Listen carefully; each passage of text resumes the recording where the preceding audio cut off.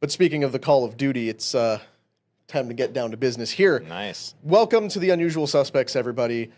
I'm Connor Walcott. With me, as is often the case when the people you actually came to see are not here, Brandon Aceto, Humberto Bolert, the best group of unusual suspects that were 100%. available at the time. We call ourselves the thick boys. But you know what? To make up Speak for the yourself. fact that Rob and Vinny are traveling in parts unknown, we have an absolutely banger of an episode for Tremendous. you today. Pretty Yeah. stacked stories. You're going to want to stick around for these. The Clintons have been subpoenaed by Congress to testify about their involvement with Jeffrey Epstein. Will we finally get to know the truth about that? Probably not, but we can hope. Trump is cutting off disaster funding to any city or state that violates one very specific tenet. We'll get into that and why some people are accusing him of committing treason with that decision. Then the Trump administration and NASA are planning on putting nuclear reactors on the moon. Is that possible? Why would they want to do that? Have we even been to the moon? Does the moon even exist? We'll bring you the latest on that. Then we're going to go through some other crazy stories that Nayib Bekele might be becoming a dictator in El Salvador. Stop Radioactive it. Wasps might be about to destroy the planet. We'll find out about that.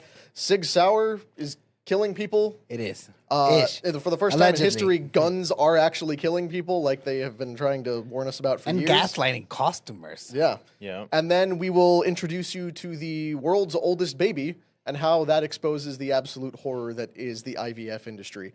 But before we get into that, real quick, if you haven't already, subscribe to the channel, hit that bell notification, make sure you never miss an episode. Tell your mother. Tell your mother to subscribe too. We would love to hear her thoughts on what we are covering today as well. But first, let's start off with this.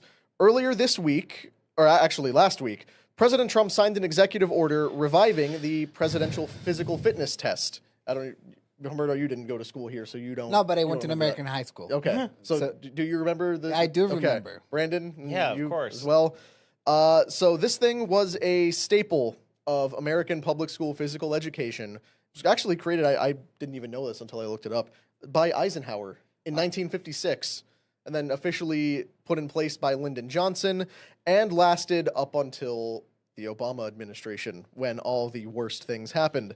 In Like the school lunches. I'm in the sorry. 2012-2013 school year, when Michelle made all the lunches suck for everybody, Obama reversed the standards for the test and made it more about personal achievement with no awards and no competition, rather than this test that used to be in place. But like I said, last week, Trump signed an executive order bringing it back. He's surrounded by professional athletes, including Bryson DeChambeau, Harrison Butker, and Triple H. It's of all people. game. I know. so absolute star-studded panel there. Trump announced the reestablishment of the test and the Presidential Fitness Award, declaring it, quote, a very big thing and a vital step in promoting healthy, active lifestyles among American youth. We can roll that clip of him talking about this last week. I'm pleased to announce that we're officially restoring the Presidential Fitness Test and the Presidential Fitness Award, and it's going to be a very big thing. From the late 1950s until the 2013, graduate scholars all across our country competed against each other in the Presidential Fitness Test, and it was a big deal. This was a wonderful tradition, and we're bringing it back. And we are back. But, I mean, I want to hear from you guys. Do you remember what it was like doing the presidential test? Oh in yeah. school? I mean, it was like the cool thing if you were especially with the mile run. If you were the fastest mile run guy in school, like it like built lore around you. It was like a status thing if you were crushing on all the tests. And I mean, you would talk shit to the people who couldn't pass the thing. You'd get made fun of if you had like more than 10 minutes of a mile run. Some dudes would have like a 6-minute mile in like 4th grade. So that was a nice competitive thing. Yeah. We had going. I mean, For high school, then. for what did high you- school, I was way fitter, like, for like 150 pounds lighter. It's a whole person. But yeah, it's a whole person. You've eaten a whole dude I since. dated a whole dude. But jokes aside, like, I mean, the thing that I liked the most, it wasn't like the bragging rights. It was the humiliation of any kid that was 12 to 13 that couldn't do a mile. Was it under 8? That was or Yeah. 7. I Actually, think. if we jump ahead Seven- one slide, I believe Oh, I sorry, have, sorry, or sorry. two slides. I actually have the New York Times response to this. If we one back real quick, right there.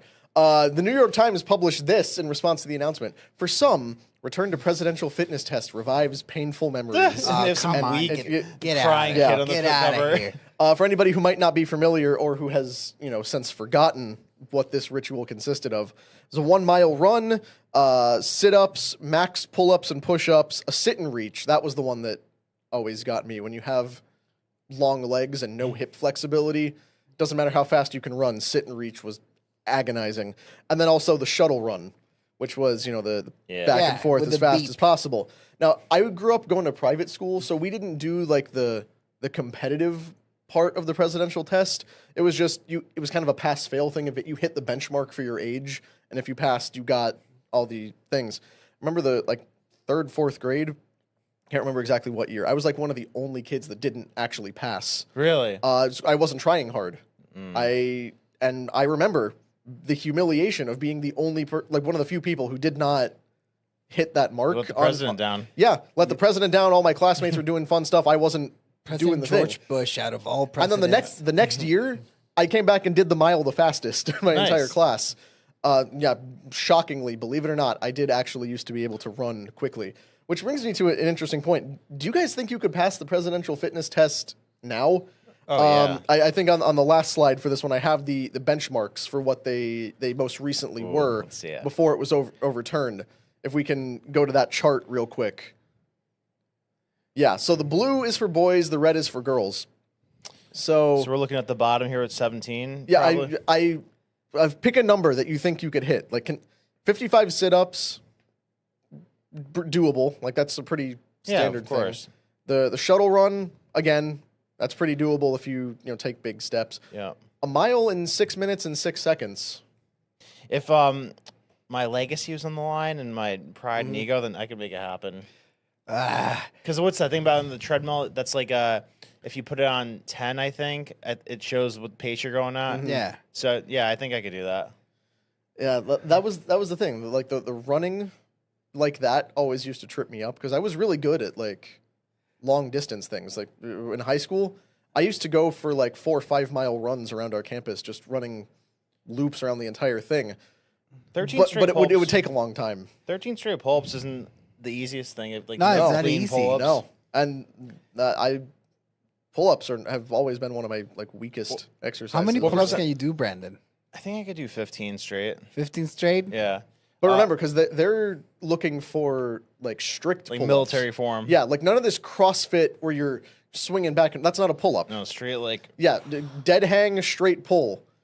Honestly, doing more than 4 or 5 of those when you're in grade school is pretty impressive. Man, what percent of high schoolers do you think could pass this right now? 17 None. year olds. None. It's not Almost none. of a very few. It would have to be the already athletic kids. Less than I think. 10%. The Yeah. average non-sports player would probably struggle with this. Wait, why did the girls' numbers go down? Because they get boobs. I have no idea. Why That does is it an go from interest- 2 to 1? fewer pull-ups. Hormones. Well, I mean, I don't know. Wait, it goes 2 to 3 to 2 to 1. Weight. It might actually be weight and Yeah, puberty. It's weight and puberty. Because I'll be honest, I don't know many women that can do more than 2 to 3 pull-ups. Because in the thing a- is, a Brandon, single- guys, we grow on muscle weight and they grow a lot of fatty weight. So that doesn't help you doing the pull-ups. Now, I don't know where you're going to go with this, but I have a, Yeah, all I the have a numbers get take on easier. this. No, go for it. I think, look, I've been going to the gym consistently, and Brandon can attest to it for the audience. Yeah, 3 weeks. 3 weeks, every day at the gym, because I thought to myself, this is a matter of personal security. Yeah, Like- national. And that's where I'm going. I think this is a matter of national security. All right. The Chinese kids, they're not effing around. I'm sorry. They're disassembling AKs and running drills, and they can all run a mile, and they can all do push-ups and pull-ups. And if we have this mass of amorphous, kids that they can, this is not good. And the other thing is, one thing is when we think about war, and then the other thing is the savings on public health. All right, because kids that are fit, they make fit adults, and fit adults, they cost less for the taxpayer to have the burden. I don't know if you read, I think it was yesterday, that they're going to take out sugary sodas out of the EBT program. Sodas, candy, and junk food are no longer part of the EBT in a bunch of states. Should be a federal policy, because I completely sidetracking here, but there's a growing trend on TikTok of EBT hauls of people posting all the stuff they buy. Like every couple of weeks, go out and drop like $1,600 on EBT stuff, and it's chips, soda, cookies, candy, frozen food, like anything that you can open the bag and eat it immediately. And it's like no one ever purchases high protein or otherwise nutritious.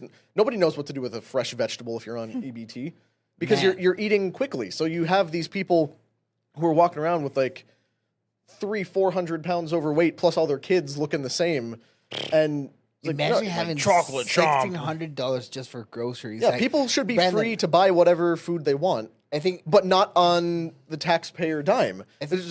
Chicken and rice. Yeah, like the world runs off of chicken and rice for the most part. But if I had that budget, dude, like I would be eating steak for every meal. Yeah. Should there be a fat tax? I always say that I think there should be a fat tax where if you're over a certain body fat, then your tax is a little bit higher. Like some sort of like disincentive. I think the way to really set it up is to make all the grocery stores agree that their cookie and junk food aisles are going to be really narrow. Like you have to squeeze between two very thinly set bars before you can go pick up a set of Oreos. Otherwise, the produce section is wide open. Grease themselves up. Man, and diet is big. Like if I didn't eat like I ate, I would be 500 pounds by now. Yeah. How's that sucralose-filled energy drink treating you this episode? Oh, it's wonderful. I'm glad that Viva's not here, because every time I grab one of these, he'll give me shit. He's like, "Oh, sucrose this morning." And big shout out to the guys at Redcon. They're awesome. They support the veterans. They make great products. And they're slowly poisoning Humberto with the number of energy drinks I love them. Consumes on a daily basis. It's the best thing to ever happen. But you know what? You got to have that energy up to pass the presidential fitness test. But back to the Obama thing, what he replaced it with. You guys remember that? Because that was right around the time when I was in like middle high school, where we sort of like moved away from, because at my school after middle school you didn't have to do a mandated PE class. You could just sign up for like weight training or various other things. So I was actually lifting in high school instead of doing like the PE classes. They rolled out the Fitness Gram Pacer test. I have the audio of that. We don't have to show the clip or anything, but the audio might trigger some people if we go back one. You guys remember this? Remember this sound here? Definitely. Yeah, right here. I'm about to trigger some people. The Fitness Gram Pacer test is a multi-stage aerobic capacity test that progressively gets more difficult as it continues. The 20-meter pacer test will begin in 30 seconds. Line up at the start. The running speed starts slowly, but gets faster each minute after you hear this signal. Yeah. A single so lap we can cut it there, but like this was, this weirdly country guy on a recording. It's like the whole class is lined up on a line. It's like point A, point B. You got to sprint back and forth between the two of them with the beeps getting faster and faster and faster. And like who can go the longest? That was what we had to do. So it weirdly turned into a competitive thing, even though that wasn't Obama's goal, because his whole point was eliminating competition and just it's about your personal achievement. Yeah, and now we have generations of soft people with like a tiny fraction of the population fit enough for military service. Can I add something to that? Like it's amazing how American the guy sounded. Like they don't use those accents on like things anymore. No, it's true. Like you don't get like a good old Southern boy doing voiceover work anymore. Yeah, it's a shame. We should go back to that. No, but I mean we should go back to the mindset of kids kind of making fun of each other if they do bad in things like this in physical performance or even academic performance. Like I remember even in high school, I went from public school to a private high school, and like kids, it was the first time I ever saw kids making fun of other kids if they got bad grades on tests. And it like in the shitty school I went to at first in grade school prior to high school, it was like you were like a nerd if you did good in tests and whatnot, but it became a thing where like you were cool if you were like getting honors and like doing well in school and whatnot. So it's like all about how that's like kind of shaped, I guess, culturally amongst kids, and like anything can be competitive but you need that making fun of each other and bullying each other if you're doing bad at things. Bring bowling back. Yeah, there's a difference between like a Facebook campaign bullying a kid into killing himself versus like, hey, like step it up. You're dragging everybody down. Like you can actually do better. Or it's how people used to, weed out really weird, abnormal behavior in school. Like the kid who used to like do the anime run in the hallway. Everyone's like, yeah, you're weird. Stop it. I will trip that kid every time. But and that's like a conditioning mechanism for like how to shape you into acting in normal society. It's like if you're getting made fun of, that means you're weird and that you should change the way you act. So it's like a good canary in the coal mine for And you. before we move on, I'm sorry, I know we want to keep this one short. Did you guys see the military requirements, the new ones? Well, the new flat standards The for flat everyone. standards? Yeah. All right. Deadlift, 3 repetitions, 60 pound. Okay. Nothing. That's a heavy grocery run if you load everything up in one. There's nothing. one 3 unload. on 60 pounds? This is under Trump? June 1st. Yeah, this is under Trump. So this is the thing Hexeth just to put in place. Hand release push-ups, max reps in 2 minutes. Sprint, drag, and carry. 550-meter shuttles with 40 pounds kettlebells and a 90-pound sled. So is it supposed to be difficult or easy? Like, are people acting like it's easy? No, this like they tucked it up a little. They're like, oh, we're gonna set new standards. Like I don't know anyone that can't do this. Yeah. Well, part of what they did was that there's now flat standards for men and women. Yeah. So that I think the women's standard was increased a little bit. The men was kind of not lowered, but like equalized a bit. So it's weird. It's a roundabout way of getting around the fact that women shouldn't be put in the military. Yeah. And that women should not be in military service, active combat roles. Not at all. Not at all. It is a Maybe weak, in like the medical unit or something. It's a weak and dying civilization that sends its women and elderly out to fight for them. What's next? We're gonna send babies to fight? Yeah. And you remember what he changed the shark attack week from Obama? Yeah. Ruined the military. He changed it from shark attacks to Thunder Run. Mm-hmm. Yeah, How that was gay like, that sounds. Like you're Thunder smoking all the Run? new recruits Thunder to Run. like actually traumatize them. I have family in the military. It's like that first week, like they're actually tormenting you to try to break you down and then build you back up into something effective. But Obama said it was too mean. There's actually restrictions on what the drill sergeants are allowed to insult about you now. Yeah. I'm so glad the war against meanies is over and done. Mm-hmm. Yeah. Bring it back. But speaking of a couple meanies and the presidential fitness, let's get to some unfit presidents here. Yeah. On Tuesday, the House Oversight Committee issued subpoenas to former President Bill Clinton, former Secretary of State Hillary Clinton, and 8 former attorneys general and FBI directors. The scheduled deposition dates for those subpoenaed range from mid-August through There he mid-October. is. They are all being called to answer for their role in things related to Jeffrey Epstein. This is the House Oversight Committee conducting a probe into exactly what was going on with Epstein. This is a wide and sweeping probe trying to figure out how he got the sweetheart deal, how things were prosecuted. This is Chairman James Comer from that committee listing off all the people who have been subpoenaed. In addition to the Clintons, it includes Bill Barr, Loretta Lynch, Eric Holder, Jeff Sessions, Merrick Garland, as well as former FBI directors James Comey and Robert Mueller.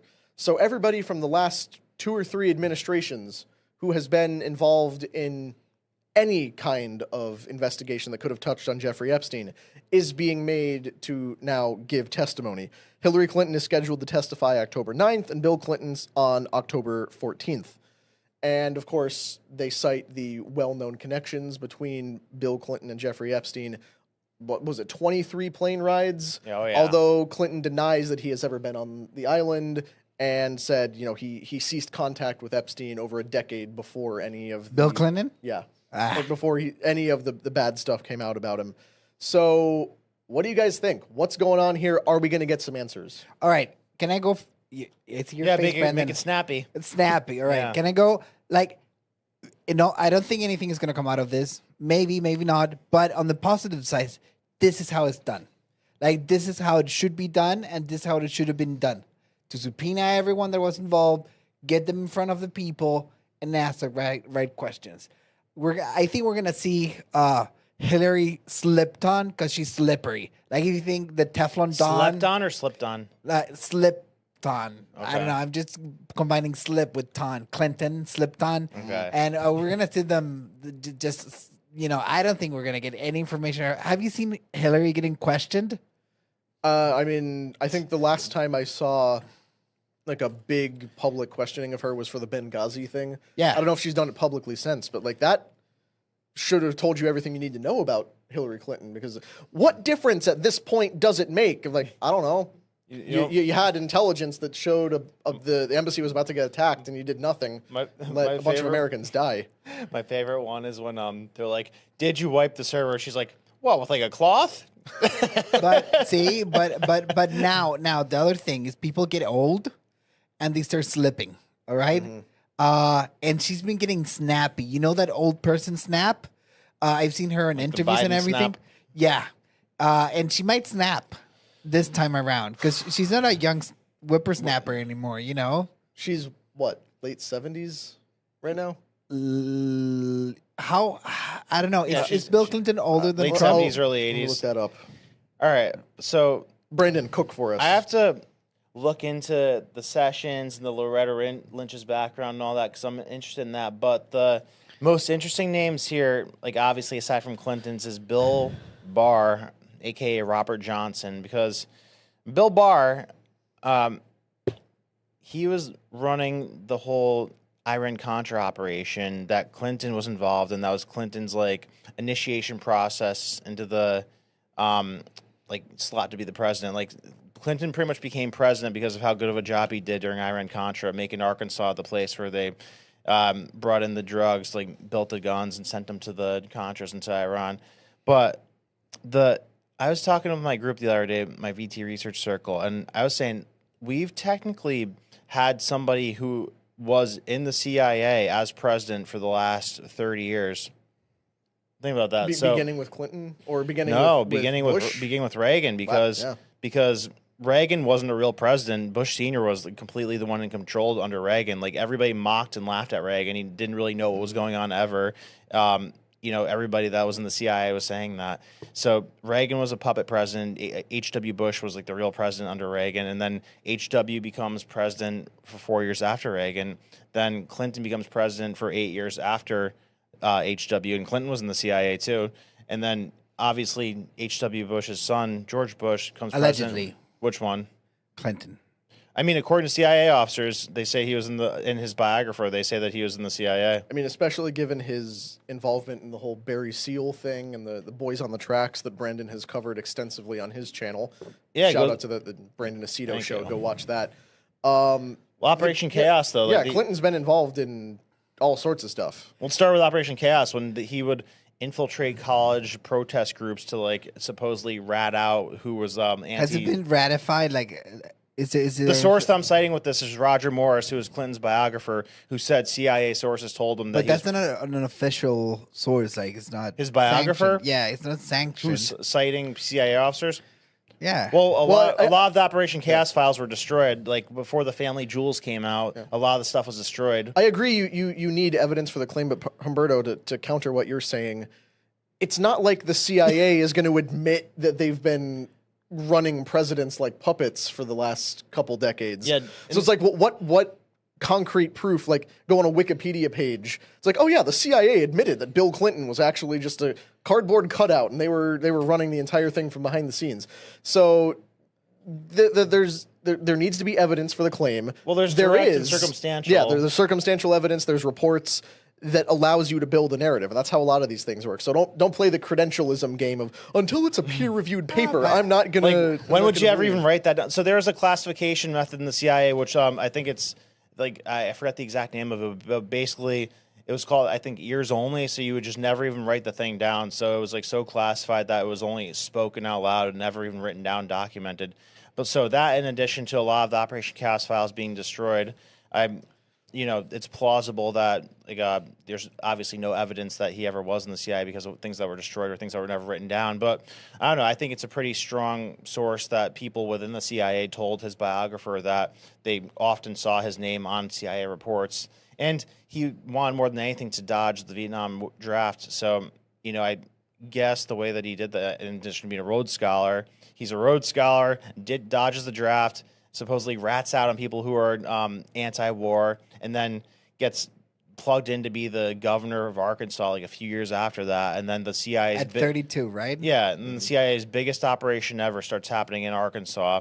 Run by Bill Barr, who in the book everybody should read. It's called what the hell is it? It's written by Terry Reid. Yeah, just type in Terry Reid Clinton book and you'll see it. But it talks about how Bill Barr is running this operation in Arkansas, and like Bill Barr is scolding Clinton at one point, saying like, "Oh, Bill, stop doing like the cocaine, stop losing your shit. We're the CIA, we got your back. Don't worry about it." And then when that whole thing starts unraveling, Bill Barr becomes Attorney General under H.W. Bush. Who H.W. Bush is the one like running this whole thing. Compromised? Yeah, compromised. There you go. There you go. Compromised by Terry Terry Reid. Terry Reid was like the Barry Seal after Barry Seal. Like Barry Seal's trained him, and then Barry Seal got whacked because he was blackmailing Bush. Well, where did they do all the flights to make those shipments for Iran Contra, Brandon? Arkansas. Yeah, and what was the other location they were flying a bunch of stuff out of? Oh, you mean the airport that's Here. right there outside the building, Yeah. Fort Lauderdale Executive Airport, where our headquarters are currently located. Brandon and I are we still just got doxxed. yeah, Brandon and I are still trying to get Some metal detectors. some PBD to give us some funding to like go try to dig up whatever it is they buried around this property. Well, I'm sure we'll get back to that. You know eventually. that Hillary, I just looked it up. She has never been charged with anything, and she has never all the lawsuits, and there was some very heavy hitting ones. All right? We're talking about Tulsi Gabbard, and we're talking about like what? You could finish, but I forgot. Like No, she has never lost a lawsuit. She has settled. That's the worst thing that ever happened to her. So, question. So, I mean, like the essence of this though is I like what Pat said yesterday about how this is like a gang within a gang. Like this is a crew within the government that's kind of they're called operated. sets, Brandon, in the gang world. Sure. Yeah, no, they are. Okay. So this is like a gang that's operated in a rogue way that's gotten close to getting in trouble a lot of times, but they always, have gotten off by the skin of their ass. But I think the last president that we had that wasn't part of the CIA, weirdly, was Jimmy Carter and maybe Biden. All right. How weird is that? Is very weird. Biden's too dumb and Carter's too boring for the CIA to have any interest. Here's the wimp. thing about Carter, or here's the thing about Carter though. So like he's known as the worst president ever by a lot of measures, but he was like the most aggressive in dismantling the CIA. So I'm wondering, like, was the CIA trying to undermine him while he was president because he was dismantling them? Because you had all these crazy revolutions and stuff. Like Iran got overthrown, Nicaragua got overthrown, I think a few other places too. So was the CIA trying to make him look bad since he was dismantling them? And then Wouldn't put it past them because remember they got 6 ways from Sunday of tearing you down according to Chuck Schumer. Yeah. But back on the Epstein track, I think we can't discount the fact that Bill Barr is being pulled in. You were talking about Bill Barr earlier. That's the Bill nucleus. Barr's dad is the one who gave Epstein a job as a teacher at the Dalton School. So Bill Barr and his family have been plugged into this thing from the very beginning. Yeah. Because remember, Epstein had basically no qualifications No. to teach at this elite private school. And yet suddenly he's a math teacher for reasons nobody's ever been able to explain, given the job by the father of the future Attorney General of the United States. And then he got fired for being underqualified. And once he got fired, one of the parents took a liking of him and took him to Wall Street. We need to dig into why the hell Trump picked Bill Barr as Attorney General randomly when Jeff Sessions got pulled out. Yeah. Because I'm starting to wonder if Trump was like in the CIA the way that Epstein was in the Oh, CIA. man, come on, please. No, But I think he was just unprepared. no, but like the He CIA, didn't know how deep the swamp but the ran. CIA used Epstein to launder money, and Epstein used Trump to launder money allegedly. I don't know about that, Brandon. Which part? About Trump. Like, I know about Epstein. He was a savant when it came to laundering money. He was the best guy. And he was doing it through New York and Palm Beach real estate. Yeah, but they were adversarial in that scene. No, that wasn't. Remember that came out last week. That wasn't why they stopped being friends. They stopped being friends because he was poaching workers from Mar-a-Lago. Yeah, but come on, Brandon. I don't. Yeah, come at me with more than come on. What? Yeah, come at me with more than come on. No, man. He a busy guy. He. Busy with CIA stuff. No. Oh, what do you think? I mean, I want to see more evidence from both. You can't hit him with the "come on, man," but you gotta actually put up the evidence, and I think that's where the debate is. Well, the offshore Because- banking network that we saw with like the Panama Papers, Epstein built that. You know, like what Barry Seal was to the transportation aspect of Iran-Contra, Epstein was that to the financial aspect of it. Like he was setting up the offshore shell companies and tax evasion methods. So like that's why he was like super busy and off the grid doing that weird Epstein consulting thing that he set up in '82. So he left Bear Stearns and got plugged into that weird shady thing where he said he would only take $1 billion clients in 1982. And he only had one client. CIA. No. One known client. During that time? Yeah. Who? Khashoggi? Wexley? Les Wexner from Wexner. L Brands. But he did a ton of work with Khashoggi during the 80s. So Khashoggi, it's like not even a question whether or not he was. Oh yeah, and that's Khashoggi was showing him that's the where ropes. there is again a weird crossover because Trump bought Khashoggi's yacht.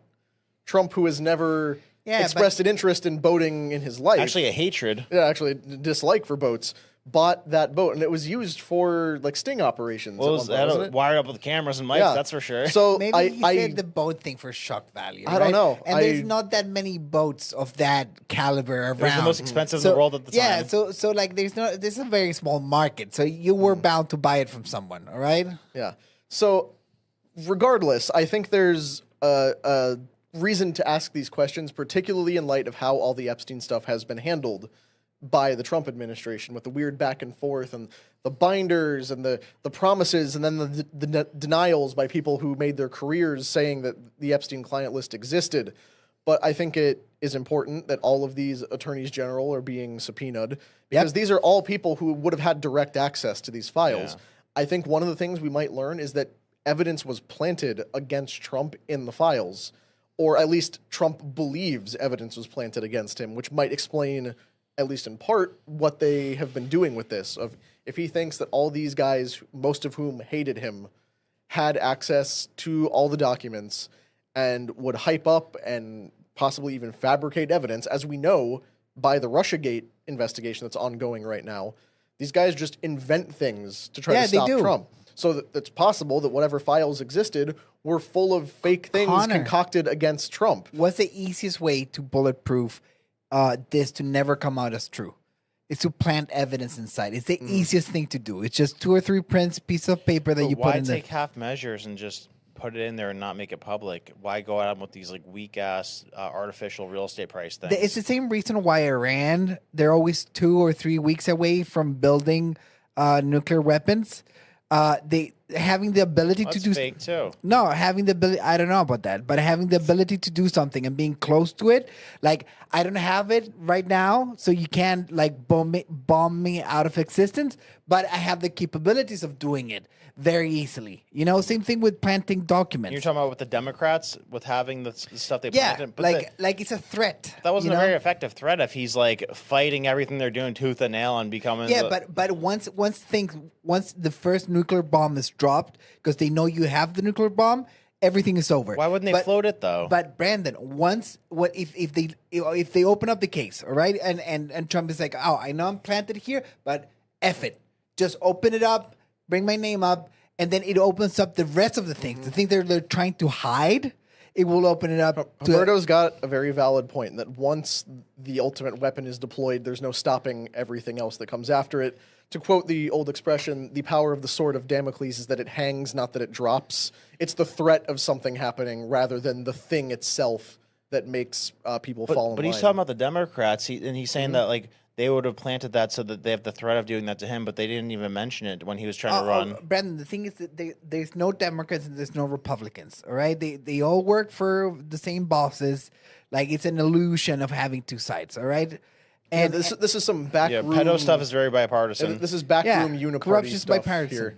But anyway, moving on from that, Humberto, just a moment ago, you mentioned the threat that Iran has nuclear weapons. There's no more than 2 weeks away from developing nuclear weapons. for 20 years. For 20 years. Where that claim came from is our greatest and most sacred ally, the Middle Eastern state of Israel. So, speaking of Israel, Donald Trump once again landed in some hot water on the subject of his relationship with Israel earlier this week, because it was announced last week that Trump was going to tie disaster relief for different cities and states to their stance on Israel. The Trump administration on Monday reversed a controversial policy that would have denied federal disaster preparedness funding to U.S. states and cities that support boycotts of Israeli companies. The original requirement, revealed in FEMA grant notices posted on Friday, mandated that applicants certify that they would not sever commercial ties with Israeli businesses if they wanted to receive the funds.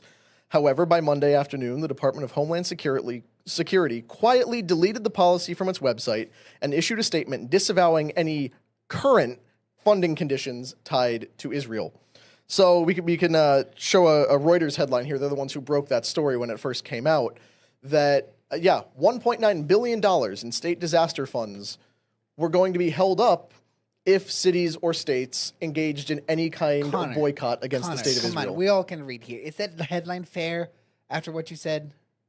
Is that a fair headline? Yeah. Once it's been rolled back? No, so this I will qualify that this headline was written on Friday. On Monday, they quietly removed that provision from the new text of the bill, or not the bill, the legislation.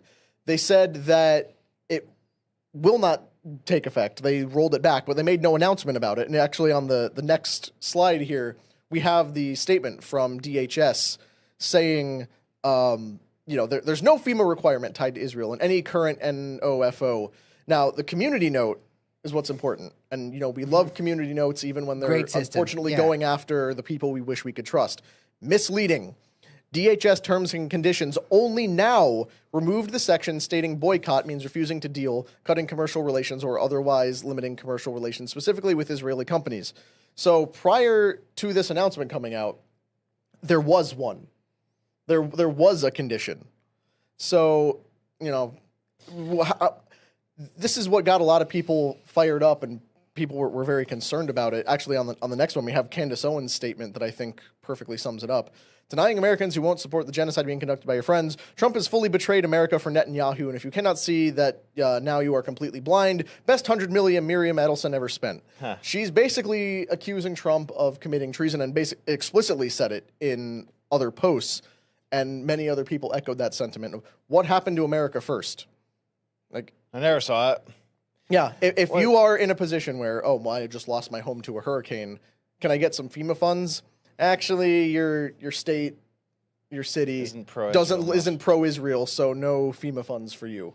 I mean, when people say Trump might be getting blackmailed by Israel because of the Epstein stuff, and this is the reason why that argument has some basis to it.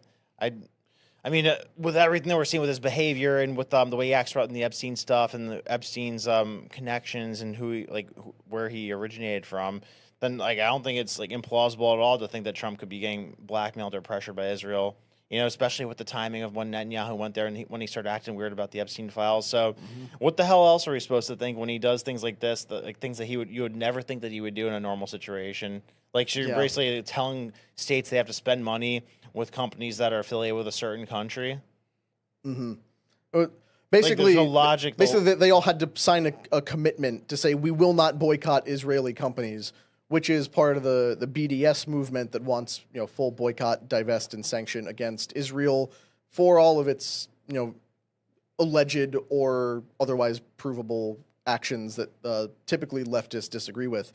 But this is becoming much more of a thing on the right wing, as we've seen people like Candace Owens and various others are dividing the MAGA movement over whether we can agree with Israel or not, whether you must support it, because the Trump administration unquestionably says you must support Israel. If you don't, we'll withhold funds from you. It's their most passionate topic for some reason. Yeah.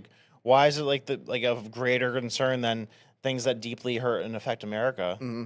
And more to the point, to do a boycott like this, or to otherwise speak out against another country, does that not qualify as free speech? Sure does. Don't get me wrong. I would find it objectionable if you're chanting, death to Israel or death to any other country. Don't wish death on people. Yeah, it's an extreme, but it's also an extreme to say you're not going to get federal relief for a disaster if you choose not to spend your money in this place. Yeah, and people who say, there should be restrictions on speech, whatever. But like, if you're going to take a free speech absolutist position or not, that's up to you. But even within the existing confines of what qualifies as free speech and what doesn't, a boycott should be protected. You can't tell people how to spend money. And you would assume those cases would be overturned if they were appealed to courts. The problem is, when you are trapped in a flood zone and you're waiting on FEMA relief to help you not starve to death, you can't really be negotiating a lawsuit at that point because you're more worried about dying. Now let's bring it back. I think this is a wider, and I was reading it. This kind of unrelated, but I was reading yesterday about Disney's terms and conditions. This lady, her husband, and her mom, they go to a Disney restaurant. She had a food allergy. Oh, I remember this Listen case. to this. She had a food allergy. She checked 3 times with the Disney restaurant to make sure that there wasn't any nuts or milk on or whatever she was eating. Yeah. They confirmed 3 times. She had her meal, walks out of the restaurant, and dies. All right? Jeez. And dies. And then, Brandon, listen to this. Because of the husband agreeing to terms and conditions for Disney Plus for a trial week on Disney Plus, they forfeited a trial, a trial by jury, and they had to go straight into arbitration. Mm-hmm. Like, if you kill my wife, all right, it's a wrap, all right? There's no terms and conditions that can apply. And reasonable conditions and reasonable language. We're all subject to it. Like, just let's bring it to the fullest extent of this, all right? Let's say this goes, because I think this is unreasonable, all right? That's my take on it. I think it's unreasonable to tie emergency funds to not boycotting a foreign country. Like, it doesn't even make sense how the things are related. It's never happened before. But take it to the fullest extent. Let's say this provision goes underground. The language, because Brandon, the amount of like unreasonable language and unreasonable provisions that every single bill has for everything is out of control. So let's say this passes, and let's say there's a disaster, big disaster, and they enforce this. Imagine they enforce this. They're like, okay, North Carolina, you boycotted this, no funds, and it actually happens, and people die because of this. Like, I don't think it's reasonable. Like, Well, and I think the backlash from that will be much bigger. Well, look at it from the other side. Remember, just recently, when we were still under Biden and North Carolina gets wiped out by a hurricane, we found out that FEMA had policies of any houses that have, Trump banners or even the openly displayed American flags or any kind of MAGA or patriotic paraphernalia. We're skipping them. We're avoiding them. They might be dangerous to FEMA workers. So we're not going to offer them the same level of assistance we offer to people who have, say, a Biden-Harris sign in their yard. The naked and rampant politicization of the FEMA funds was a huge problem, and justifiably so, because it was a huge problem. you can't withhold aid from people in crisis merely because of a political decision they made. And here on screen right now, we have the text of that whole thing before it was revised. So you can see number 4 is the discrimination, cutting ties with Israel and engaging in boycotts. But there were also several other anti-discrimination provisions included in this that, people and states and cities must abide by. And basically, no DEI, because the Trump administration has gotten rid of DEI policies. So what they're saying is, if you're engaged in DEI policies in your state or local government, we won't work with you. Or if you're in violation of existing civil rights laws, kind of a no-brainer. Or if you're giving aid to illegal immigrants, and those stand to reason. Although but Connor, like, this is unreasonable too. Yeah. All right. Yeah. Show me proof of citizenship before I give you water after this hurricane. I'm the number one anti-DEI guy. I've been fighting for years, but I won't celebrate this. All right, because emergencies come first. This is not the place to do politics. Like, when it comes to like emergency and saving lives, that's not the place to do politics. Especially when you can create the emergency. Oh, Brandon, I won't engage with that, but this is not the place. We're beating around the bush a lot. Like, I think we're being way too easy on Trump, and I'm tired of it. like what he's doing makes no sense. Like when Alex Jones is saying that you're being held captive by Israel after years of Alex Jones being hesitant to be critical about Israel, then I think it's time to be deeply alarmed by where Trump's at. Like it seems by all measurable standards that he's being held captive, and we're just beating around the bush every day that we don't talk about it.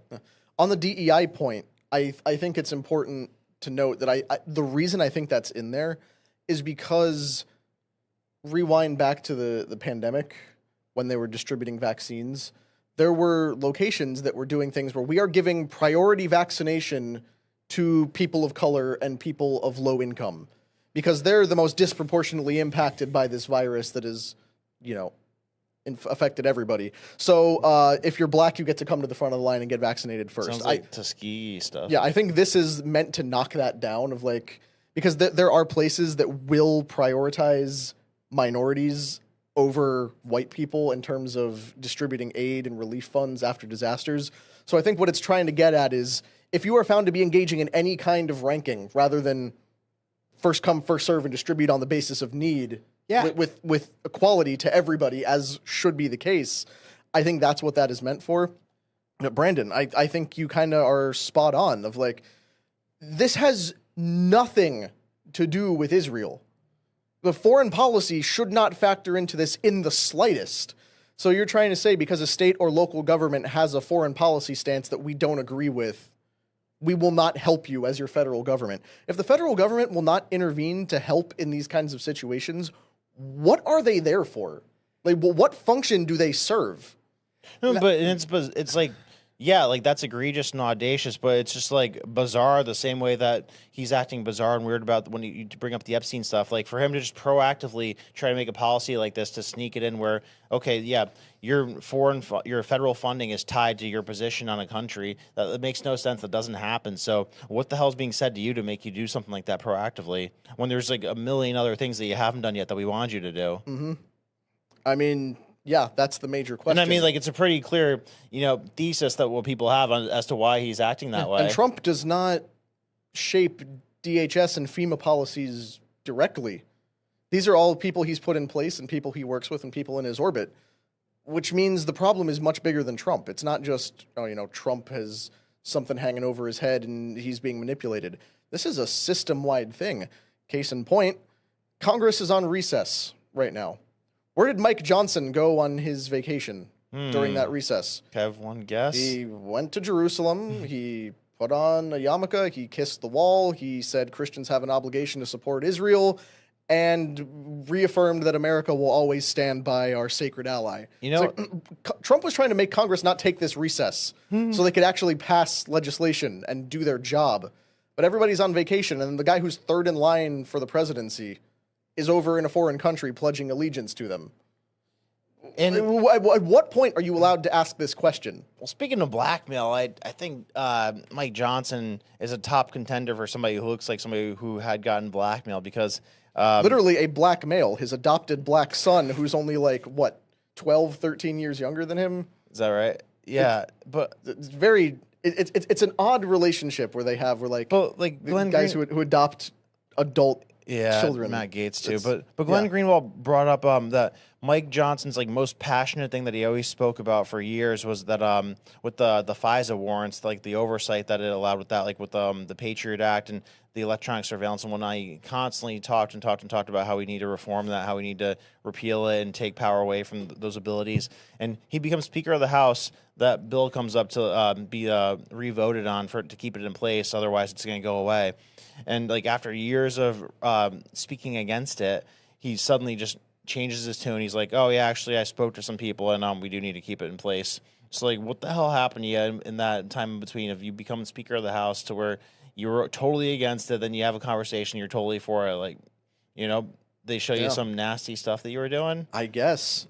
If you're going there doing this, then I don't know. What the hell's the point of that? I agree with I don't think FEMA should have a foreign policy stance. But on the other hand, I know what Johnson's been getting credit lately. Before, Well, he has or hasn't? He's posting now with Trump and this and that. He was a middle of the road, never Trumper, verging on Democrat, Republican. Like we used to really not like the guy, and I don't know what happened with everyone that now they listen to him. Like I have no clue.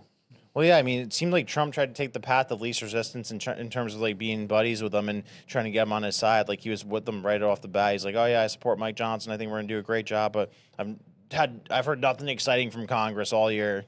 I mean, you remember the absolute storm of crap that went on in Congress when they were trying to elect somebody Speaker of the House. What was it, like 6 elections? Kevin McCarthy. No, it was like 19. Yeah, it was over. There was Kevin McCarthy, and he gave up like everything except his firstborn child to become the Speaker of the House, and they were able to take him out with like 1 vote. Jim Jordan was in the running at one point. Didn't even want it, but he said, "I'll do it." And there was like 4 or 5 other contenders. It got so bad there was talk of what if Trump became Speaker of the House, because technically the Speaker doesn't have to be an elected member of Congress. It just has to be somebody Congress agrees to put in the position. One of the most unregulated positions in politics. Like literally a convicted criminal, like that's an immigrant could be Speaker of the House with like how little there is in terms of like what the qualifications have to be. So, but I mean, that's probably maybe the most powerful position there is, you know, like maybe aside from president, but they could do a lot of stuff the president can't do. It's also regarded as the worst job in DC, and most speakers will agree to that because of the pressure, but also like the red tape you have to deal with and all the other kinds of nonsense that go on with that position. But Congress is a dumpster fire. Yeah, like, we need this is a guy who won a dumpster fire election by the skin of his teeth to hold this position, like Humberto said. And changed everything that he believes in. Yeah, it wasn't like a solid MAGA guy. He was the most agreeable option to the entire middle of the road party. So, yeah, I agree. Why is Johnson getting so much credit? He gets so much credit. Some kind of I don't awesome know. guy. Why did McCarthy get so much hate?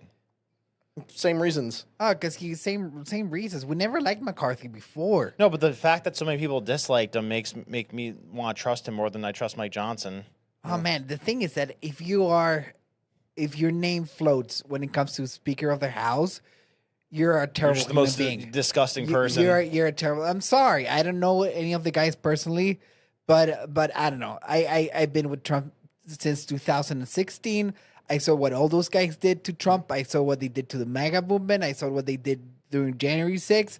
And he's doing nothing about it. Yeah. Well, look at our last few speakers of the House.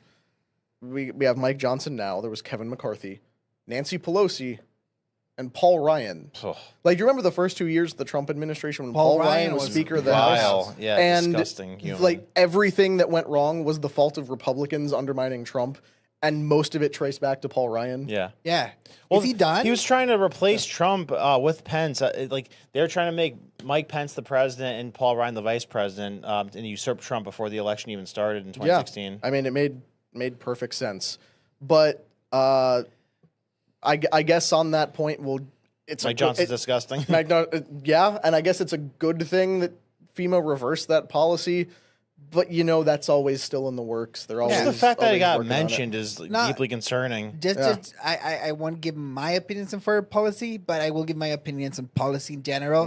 And I think there's spaces for foreign policy and there's spaces not for foreign policy. Let's get our shit together first. This is not America first. I think we can all agree on that. Yeah, no, it's not. But like, it's literally not. But just definitionally, like if you will decline to help Americans of any political persuasion or people in America. Yeah, or people in America because of their stance on an issue somewhere else, that's not America first. So it's a sad failure on behalf of the Trump administration that this was even a point of discussion. But I mean, I guess it means something worked if they pulled it after less than 2 days. So sir, that's going to make it more obvious that you're being blackmailed with the Epstein files if you keep doing this. Yeah, it's like are you trying to make people hate Israel because this is how you make people hate Israel? Or are you trying to make people think you're being blackmailed by Israel? Yeah. Like if you're some, dyed-in-the-wool, red-blooded Republican voter who, supports God, America, and Israel, and gun rights, and like all the big classic boomer conservative things, and then your house gets leveled by a hurricane, and you're told there will be no help for you because the city you live in was not sufficiently pro-Israel, that guy is not going to like Israel. That guy is Trump. That guy is not going to go on to have a very positive opinion of Israel. So if you want our ongoing alliance with the Israeli government to be met with better public perception, maybe don't do this, guys. Just one podcaster's opinion. But moving on to other crazy, ambitious things the Trump administration has been doing recently, they're trying to put a nuclear reactor on the moon, and they're promising that within the next 5 years. So, Transportation Secretary and Acting NASA Administrator Sean Duffy, according to Politico, is set to unveil a bold new initiative this week, an accelerated plan to deploy a nuclear reactor on the moon by 2030. The directive, which, as I said, was first reported by Politico in a memo draft they received, signals a dramatic escalation in the United States space ambitions and is seen by senior NASA officials as a bid to win the second space race amid rising competition from China and Russia. China and Russia are jointly working on a project to build their own nuclear reactor on the moon, and the American government fears that if they do that before us, they could create no-go zones on the moon that would limit our ability to explore and carry out operations. Now, my initial thought was, why would we build a power plant on the moon? It's not like we can just run cables from there back here to get the power. It's not to power anything on Earth. It's to serve as the basis for human bases on the moon for lunar exploration as well as future launches into space, potentially from the moon rather than from Earth. The 100-kilowatt fission reactor would power sustained human activity on the lunar surface, including habitats and industrial operations, and help pave the way for future missions to Mars. So it's a very ambitious project. NASA has toyed with this idea for quite a while, didn't have the funding, but now Duffy has put an actual concrete timeline on it, saying within 5 years, we will have plans to begin constructing a pretty significant nuclear reactor on the moon. What do you guys think? Is this possible? Is this the thing we should be doing? Can we even get to the moon? How about Discuss. we start building some on Earth first? Like we haven't built nuclear reactors in the United States in decades. So I mean, yeah, sure, go for it, guys. Like let's see it. I mean, 5 years for a plan. Well, I thought you were gonna say 5 years and they'll have it done, but like it's gonna take 5 years. Oh no, to make a plan. they have a plan to deploy a nuclear reactor on the moon by 2030. So within 5 years, construction will begin on the moon. Yeah, okay, do it. Let's see it. I don't think that they're capable of doing it. I don't think that we're allowed on the moon like that. I don't think that China and Russia are capable of doing it. So no, I don't think that we're gonna do it. I have to agree with Brandon. It's so stupid. Oh, we're my not God. allowed on the moon. No, but the thing is, okay, I mean, war is going to space. We know that, all right? Mm-hmm. If we are the only ones that can do it, let's do it, all right? Because it will give us an unfair advantage. We're going to put like lasers on it or like something really cool there, you know? And then I'm from like my policy, if you can do it, all right? That's why we went to the moon. That's why, you know. Yeah, we got enough money. Yeah, let's just do it. We haven't spent But money at on the stupid same things time, in a while. the most pressing crisis right now is the lack of nuclear plants in America. Like, what are we doing? Like, the thing is that AI is going to be the big war that is coming up, all right? And China, we have better chips, but because we they're keep more giving efficient. them away, though. Yeah, we keep giving, but we have more efficient chips, all right? But it's going to get to the point that China will be able to raw power us out of the equation. So I like where this is going. Like more plants, even if it's in the moon, I'm for it, Brandon. Yeah, I mean, it's just a matter of we haven't built any here in a very long time. We do, so and we're falling behind on nuclear tech as well. Why are we trying to do that on the moon when we haven't done it here? Brandon, listen, all these things are not linear. And we're not even allowed on the moon, so...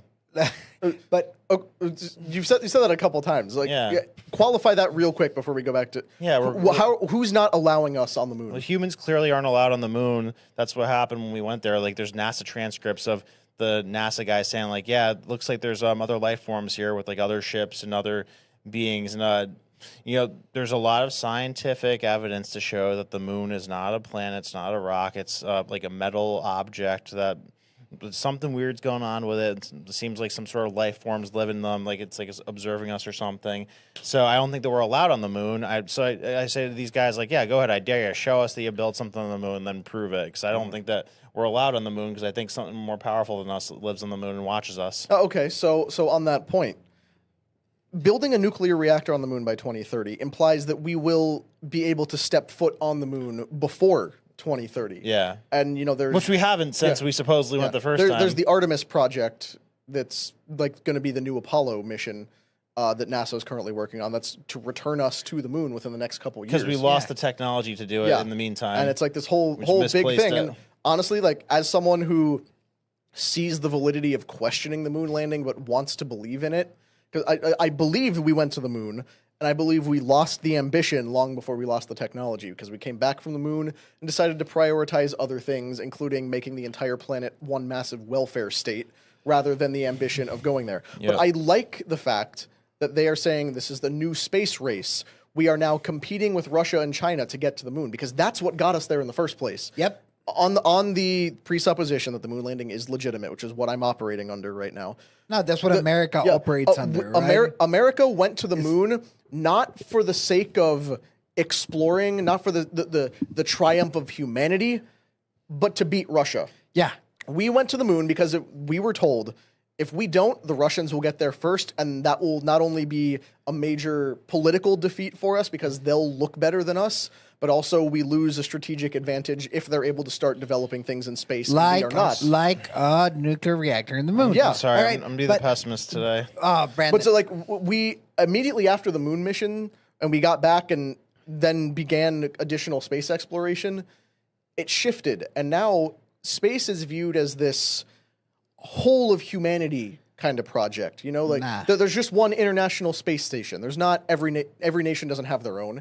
Whether you're Russian, Chinese, Indian, Vietnamese, American, everybody gets on a rocket and goes up to the same space station where it's this collaborative effort that's going to make humanity all together ready to go to space. And it's like, well, you've removed the competitive incentive to do anything. And now there's actually a legitimate threat by nations that are once again hostile to us that might have their eyes set on space.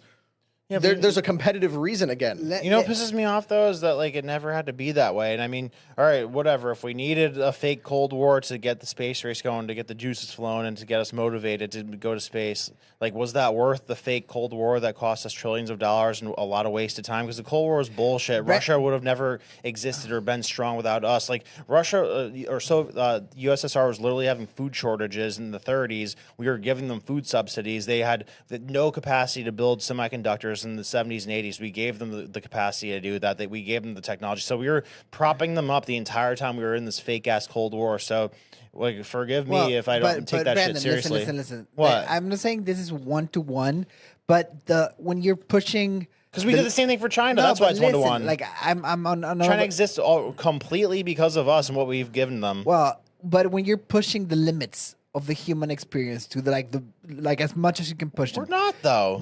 But we will, all right? And what do you mean we kill people who make really cool, impressive technology? What do you mean we're pushing the limits of the human race? Out of the moon, let me list you some. Like, out of the moon race, you had memory foam, cordless tools, digital camera sensors, scratch-resistant lenses, water filtration system, freeze-dried food. During war, you'd have new technology development. Fire-resistant materials, shock absorbers. So, like, the number of side products that we will get with this race, I think, I don't know. Yeah, war makes that happen. Whenever you have a war, you have a lot of technological innovation. Yeah. Yeah, but, like, is this the battle we need to be fighting when our middle class is decimated? Like, because this is going to cost a lot of money. Like, that is exactly the logic that undermined us after the first moon mission. If you'll recall, right after that happened, a bunch of newspapers published a poem by a black activist called Whitey on the Moon, where the point of this poem was basically like, yeah, I can't feed my kids and all this stuff's going on and everybody's racist, but what do I care when Whitey's on the moon? But that was literally the shift.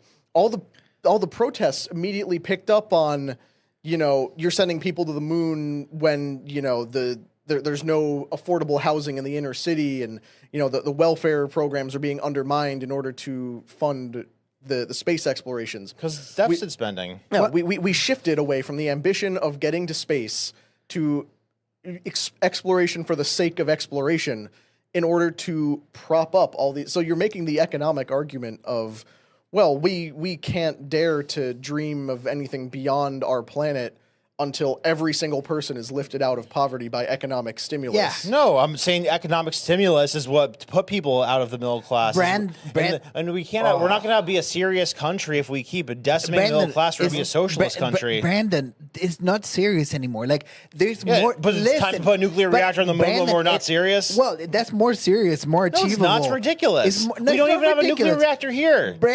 Well, then to that, what Humberto was saying earlier, all the products that were spun out of the space race that benefited the world just from existing, they're going to have to build nuclear reactors somewhere in order to begin testing and developing the thing they're going to put on the moon. We're going to get better. Trump has talked about how he wants more nuclear reactors. He's not nearly pro-nuclear enough. Because Silicon Valley wants it now. The thing is, we're so behind on nuclear reactor technology. Like the Chinese already have thorium reactors running, like at a quarter of the cost, way more efficient. We need to put our we've lobbied against it for decades. Like, but Brandon, like most people that want to get fit, they go like, oh, I'm going to run the half marathon of New York. Running the half marathon, stupid, all right? There's no point to it. But getting your ass and waking up at 6 a.m. and putting a mile in every day is important. Like, And that's what you think this is? Yeah, we're setting a goal. This is the stupid marathon. No, this is a super marathon. But on the way, you got your ass out of bed at 6 a.m. and you went and did 3 miles every day for the next 6 months and you got in shape. We better have like 3 solid nuclear reactors in every state before we dare put one on the moon. But you don't think we're gonna get better nuclear reactors? Like, we're so behind on that tech, Brandon. Yeah, we need to put a post somewhere and go like, okay, we're gonna go over there. We're gonna go over there,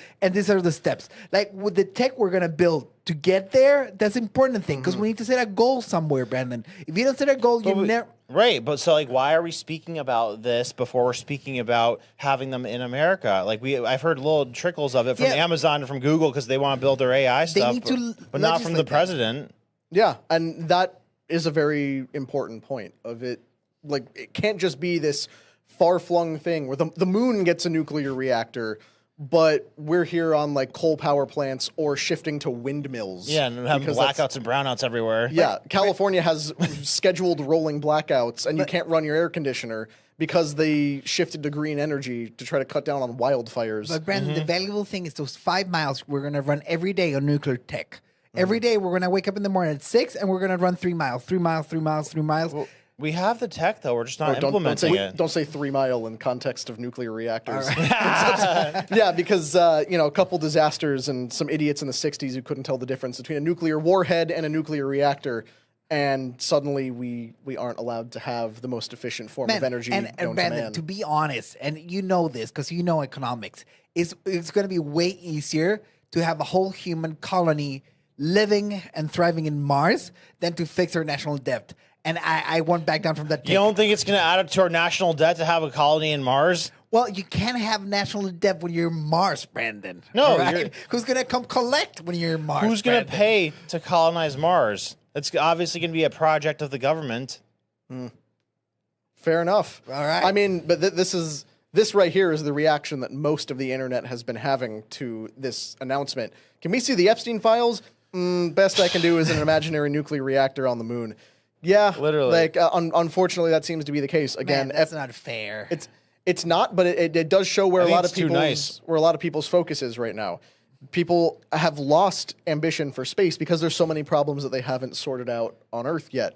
I think we can try to address both at the same time. My mind is in space already. I'm sorry. Yeah. I left the Earth. My mind's on nuclear energy. Well, actually, nuclear energy is just like a small like agreement. Like, okay, fine, we'll take it. But like, I wish we could just have the good stuff that they're killing people for. Yeah, but while we conclude here, I'll have the guys run a poll in the chat because this is the question I want to ask you guys as well. Nuclear reactor on the moon means we have gone to the moon. Means we're back on the moon. There's human presence there once again. If in the year 2025 or between 2025 and 2030, if there is footage of a moon landing, there's construction of a nuclear reactor, would that, for you, put to bed the subject of whether the moon landing was real? So that's the poll. Like, if you see that footage now, see the construction, see the reports and everything, would you believe that the original moon landing took place or that the moon landing is possible? Yes or no? I think where I'm at is that we landed, but the footage was fake. That's kind of where I come down as well. And what really happened was too horrifying to ever show anybody. I just don't I still don't understand how that was broadcast live on TV before the invention of satellite TV. It's like, what was there? Just a cable dangling out the window with a lander all the way back to Earth? And the dude's talking as he's on the thing. Mm-hmm. Like, well, what? Yeah, it's a little bit odd. I will agree, but there's questions about the footage. But if they show, well, hey, we're on the moon, there's a nuclear reactor up there now. Yeah. And that seems like the kind of thing you should be able to see with a telescope if it's big enough. Would that put it to bed? I might be If I could look at the moon with a telescope while they're there, then I'll believe it. Yeah, I know telescopes are real, Brandon. You know? Well, see, what you have to understand is space isn't real. It's the firmament projected on the inside of the dome that we're in, and it could be a hologram that they're casting onto the moon. Yeah. So if Brandon is at all indicative of what the answer from the chat will be, nobody's going to believe anything until you are on the moon yourself, and even then, maybe you're just hallucinating. Now it'd be like easier to fake a moon landing than it even was before. Mm-hmm. But harder in the sense of like you have to actually build a nuclear reactor in order to say the project worked. Like if you're trying to do stuff on the moon, you have to actually be on the moon, or else you can't keep just launching things into the sky and pretending. Well, we'll see. We'll see. But, I mean, at least our ambitions have shifted once again. Seems like we're trying to focus on something bigger than just whatever's going on here. Pretty big is our national debt. Let's fix that. No. And speaking of grand ambitions, let's now turn our attention to El Salvador, where President Nayib Bekele might have just set himself up to run that country for the rest of his life. We'll have to see, at least if you believe the headlines. So, according to this, in a sweeping constitutional overhaul, El Salvador's Legislative Assembly, which is dominated by President Nayib Bukele's New Ideas Party, voted on July 31st to eliminate presidential term limits and expand the presidential term from 5 to 6 years. This reform allows Bekele, who first took office in 2019 and was controversially reelected in 2024, to potentially remain in power indefinitely. So if you are to believe the media headlines and, buy into some of the hysteria that they are spreading, Bekele is now the fascist dictator of El Salvador who is, about to appoint himself king for life. He will rule the country with an iron fist and never leave office. All of this over the fact that he is now governing under the exact same restrictions that FDR had on his presidency when he ran multiple terms in a row. Humberto, I'll go to you first because I know you are not a big fan, but also our resident South American who may or may not have conspired with various dictators and foreign powers in the past. What's your take on this? My take on this, the thing is that people are seeing just the tip of the iceberg, all right? This guy worked for 10 years before heading there, before being the president. Like we're talking, he did like a great job getting all the Congress people elected, getting senators, getting people into positions of power. Because if you see Trump's first term, what happened? He was locked, Mm-hmm. And this guy and his, party, they worked together to get into a position. Like the changes that we've seen. I for example, my mom, when she gets her nails done, the lady that does her nails, she's from El Salvador, all right? And I sat there, I went there, I was like, hey, what do you think about Nayib Bekele? She's like, she almost got emotional. She's like, my parents that grew up since childhood without being able to be on the street. Like, you guys don't understand. It was the murder capital of the world. Drugs run rampant. Gangs everywhere. And she told me, like, her parents are in her 60s. They're finally doing things that a teenager will do. Like, they are finally able to go to a restaurant, to go have coffee, to go watch a movie, all right? And he has put, I think, you can correct me if the number is wrong. I think he has arrested 87,000 people. It's about 1% of the country's population has now been arrested, and the murder rate dropped by upwards of 90%. All right. So, I mean, I think, oh man, I'm going to get so canceled here. I think when you're in need of such deep changes, I don't think democracy is the answer. You know what I mean?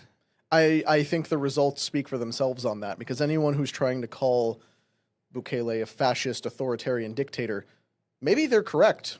Those all might actually apply to him. But why are those inherently bad? what is the like? Look at the alternative. El Salvador, like you just said, was an unlivable hellhole for most of its history. Yeah. And unfortunately, as is often the case with things that happen in South America, part of that was our fault in the United States.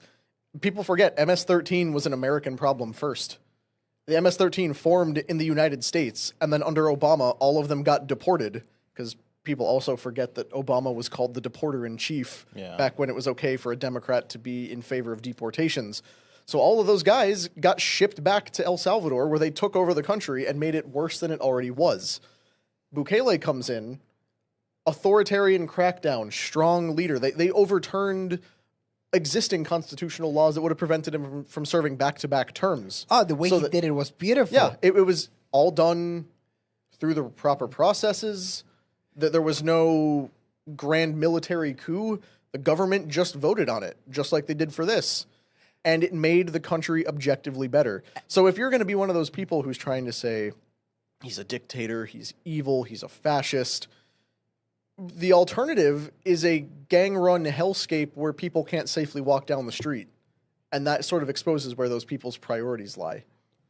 Yeah, 100%. I mean, like, yeah, both things would be true at the same time. Like, is he setting up the conditions to be in power for the rest of his life? Yeah, totally. But, you know, sometimes, like, a strong leader with, like, authoritarian capabilities is what a country needs. I mean, everybody says Iraq got objectively worse when Saddam Hussein was overthrown, and it seems like same thing with Syria. Even though they're not good places, it seems like they're worse when you have like ISIS members running the country instead of a strong authoritarian leader who's been there for decades. You know, it's like we have this like fake sense of reality in America because we're like a bit more civilized than the rest of the world, where we think we could have like democracy in other countries and have it be a civilized place, but it's not the case. Like that's just human nature to like push and take what you could get away with, and that's what's going to happen in most countries if you don't have a strong leader in place. And that's, man, this I'm gonna undo 40 or 50, maybe 60 years of U.S. foreign policy.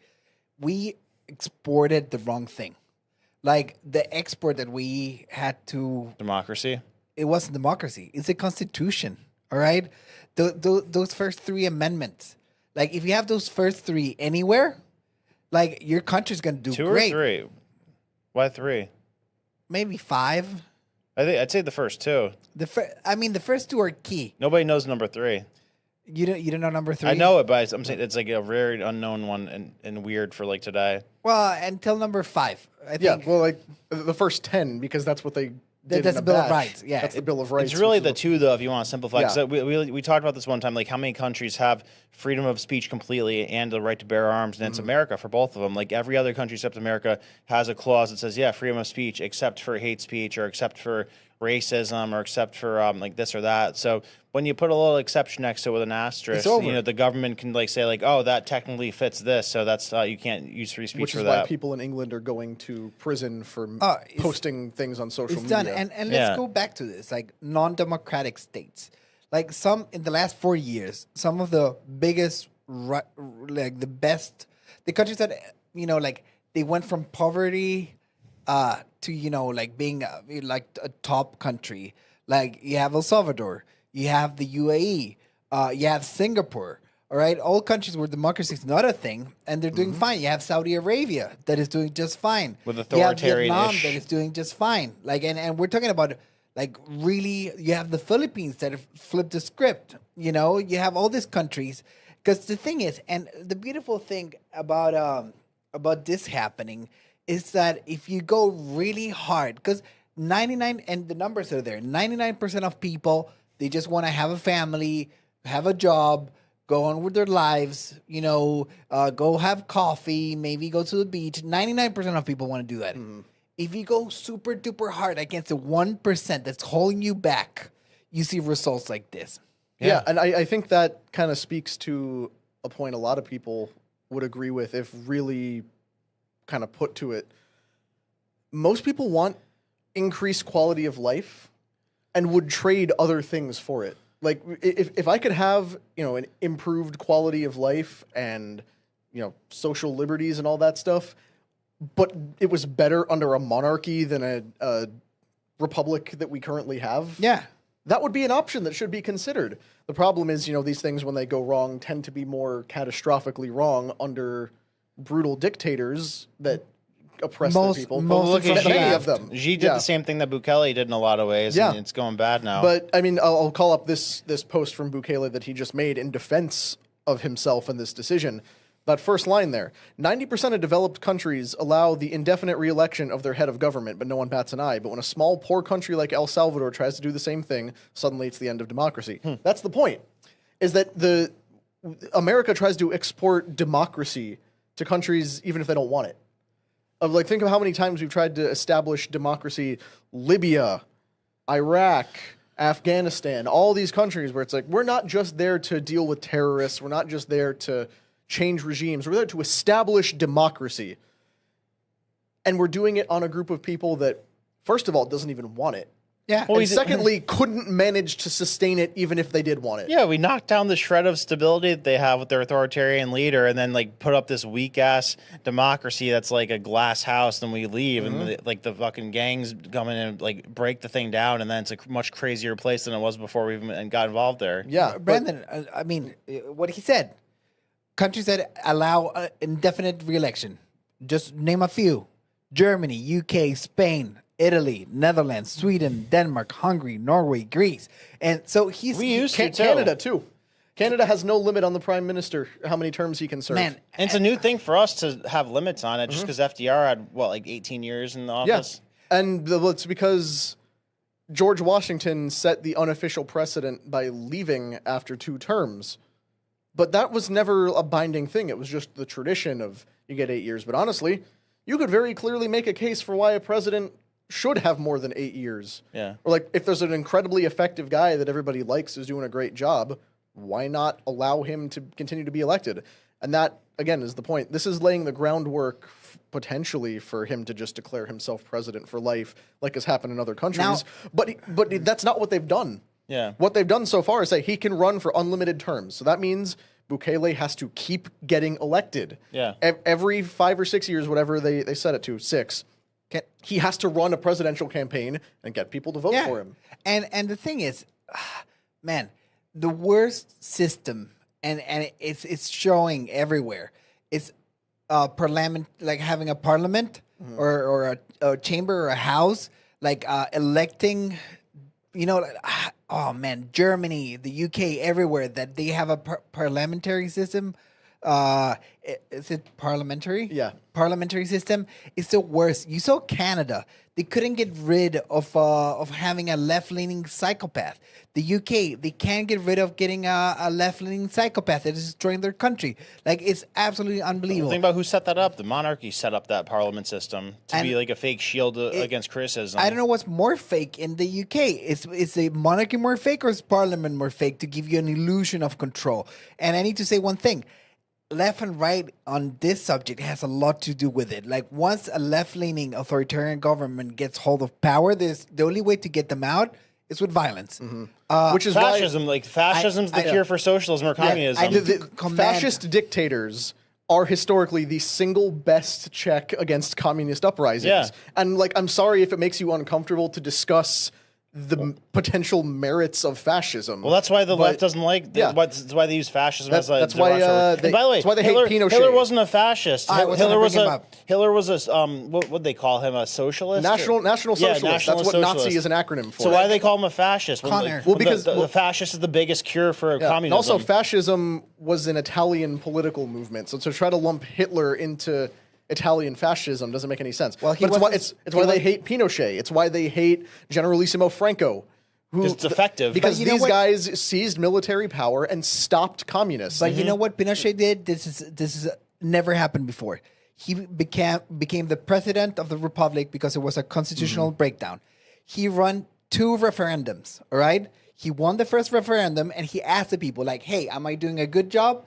And everyone voted yes, and he kept in power. The second referendum, it went 47% said yes, and the rest said no. And he grabbed his things and left. He was like, okay, I'm done here. You guys don't want me anymore. He did the referendum. He lost the referendum, and he left. That's essentially what he's doing. Brandon, that took Chile from having the same GDP as Haiti in 30 years to have the top GDP in the region. So, like, I don't know. Yeah, No, I love what he's doing. I mean, like, it's still the market deciding. If he suddenly said, all right, no more elections, then that's a different conversation. But it's still the market deciding if he's doing good. He's probably going to win the election by like 80, 90%.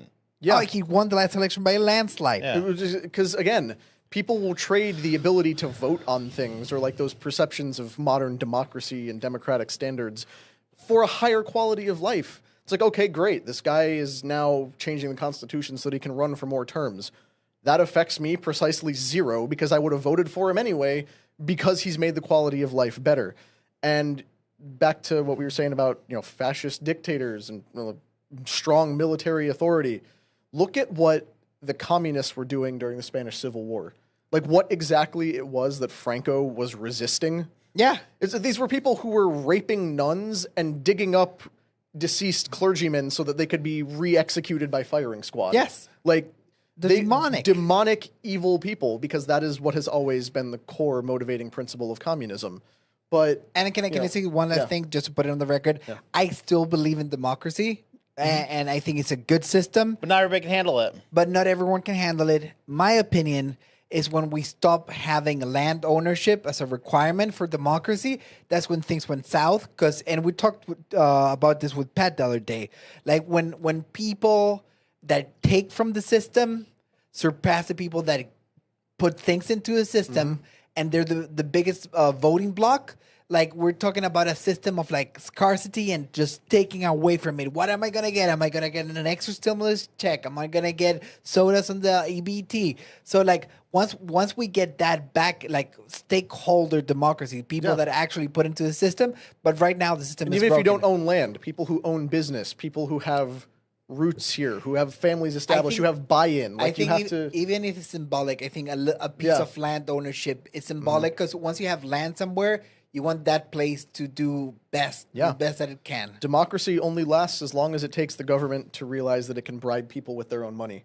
And we have arrived at a point where the people who are taking the bribes are far... Is that yours? No. I forget which... That's from like the 1800s. I can't remember who wrote it, but... It's mine now. They should have said yes. Pretty high quality. Well, you know what? Somebody would have fact-checked me and I would have been exposed as a fraud.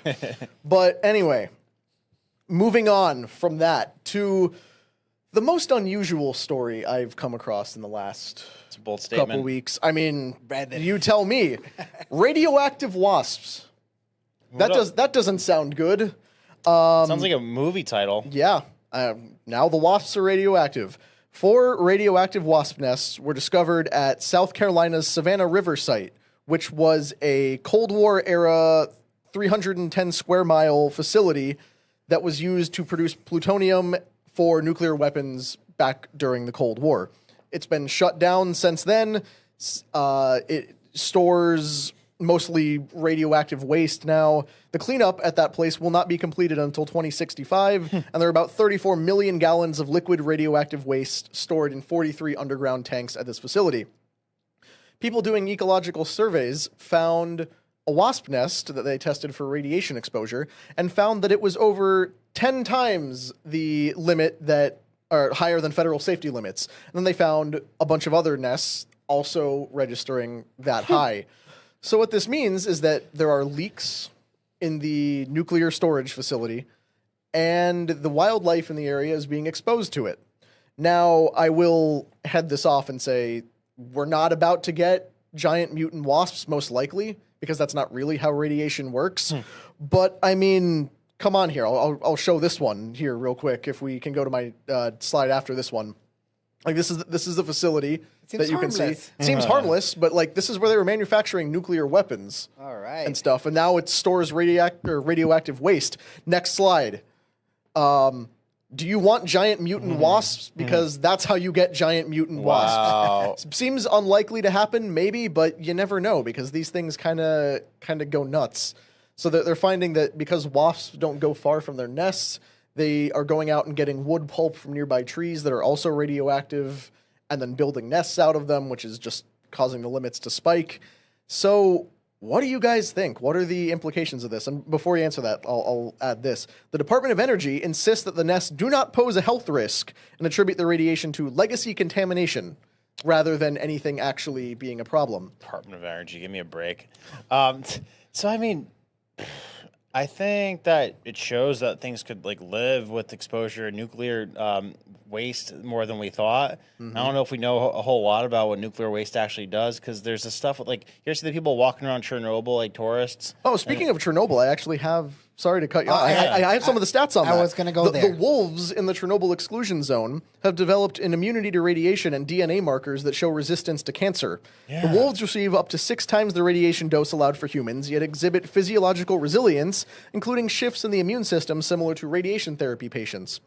And then there's wild boars and pigs that roam the exclusion zone as well. They eat radioactive fungi because they hunt for truffles. All of them are also highly radioactive and found to be resistant to various forms of cancer. So like prolonged radiation exposure does lead to weird genetic abnormalities. Right. So, I mean, like, I'm glad you brought that up, because I do remember hearing about the wolves a long time ago. Like, what the hell exactly is our understanding of what radiation does to us? Because we, like, associate it as if we get exposed to radiation, then we're going to, like, get cancer all of a sudden or get very sick. Like if it's strong enough, you will die immediately. Are you sure about that? Yes. 100%. I mean, that's confirmed. Look at Like the... I watch videos of people dying. have you heard of the... Oh, why? Because the internet, Brandon. Have you Don't heard of ask the demon questions. core experiment? Yeah. It was the demon core.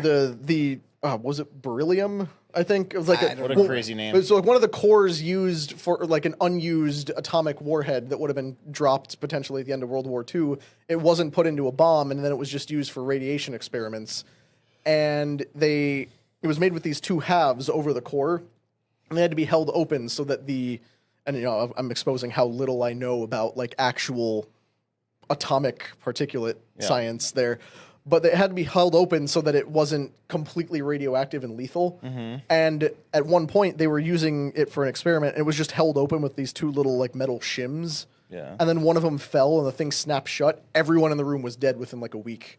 And this happened multiple times. The demon core experiments, they called it the demon core because it killed like a couple dozen people over the course of a few decades. So microdosing radiation might have positive... Like very high grade radiation over a short amount of time is lethal.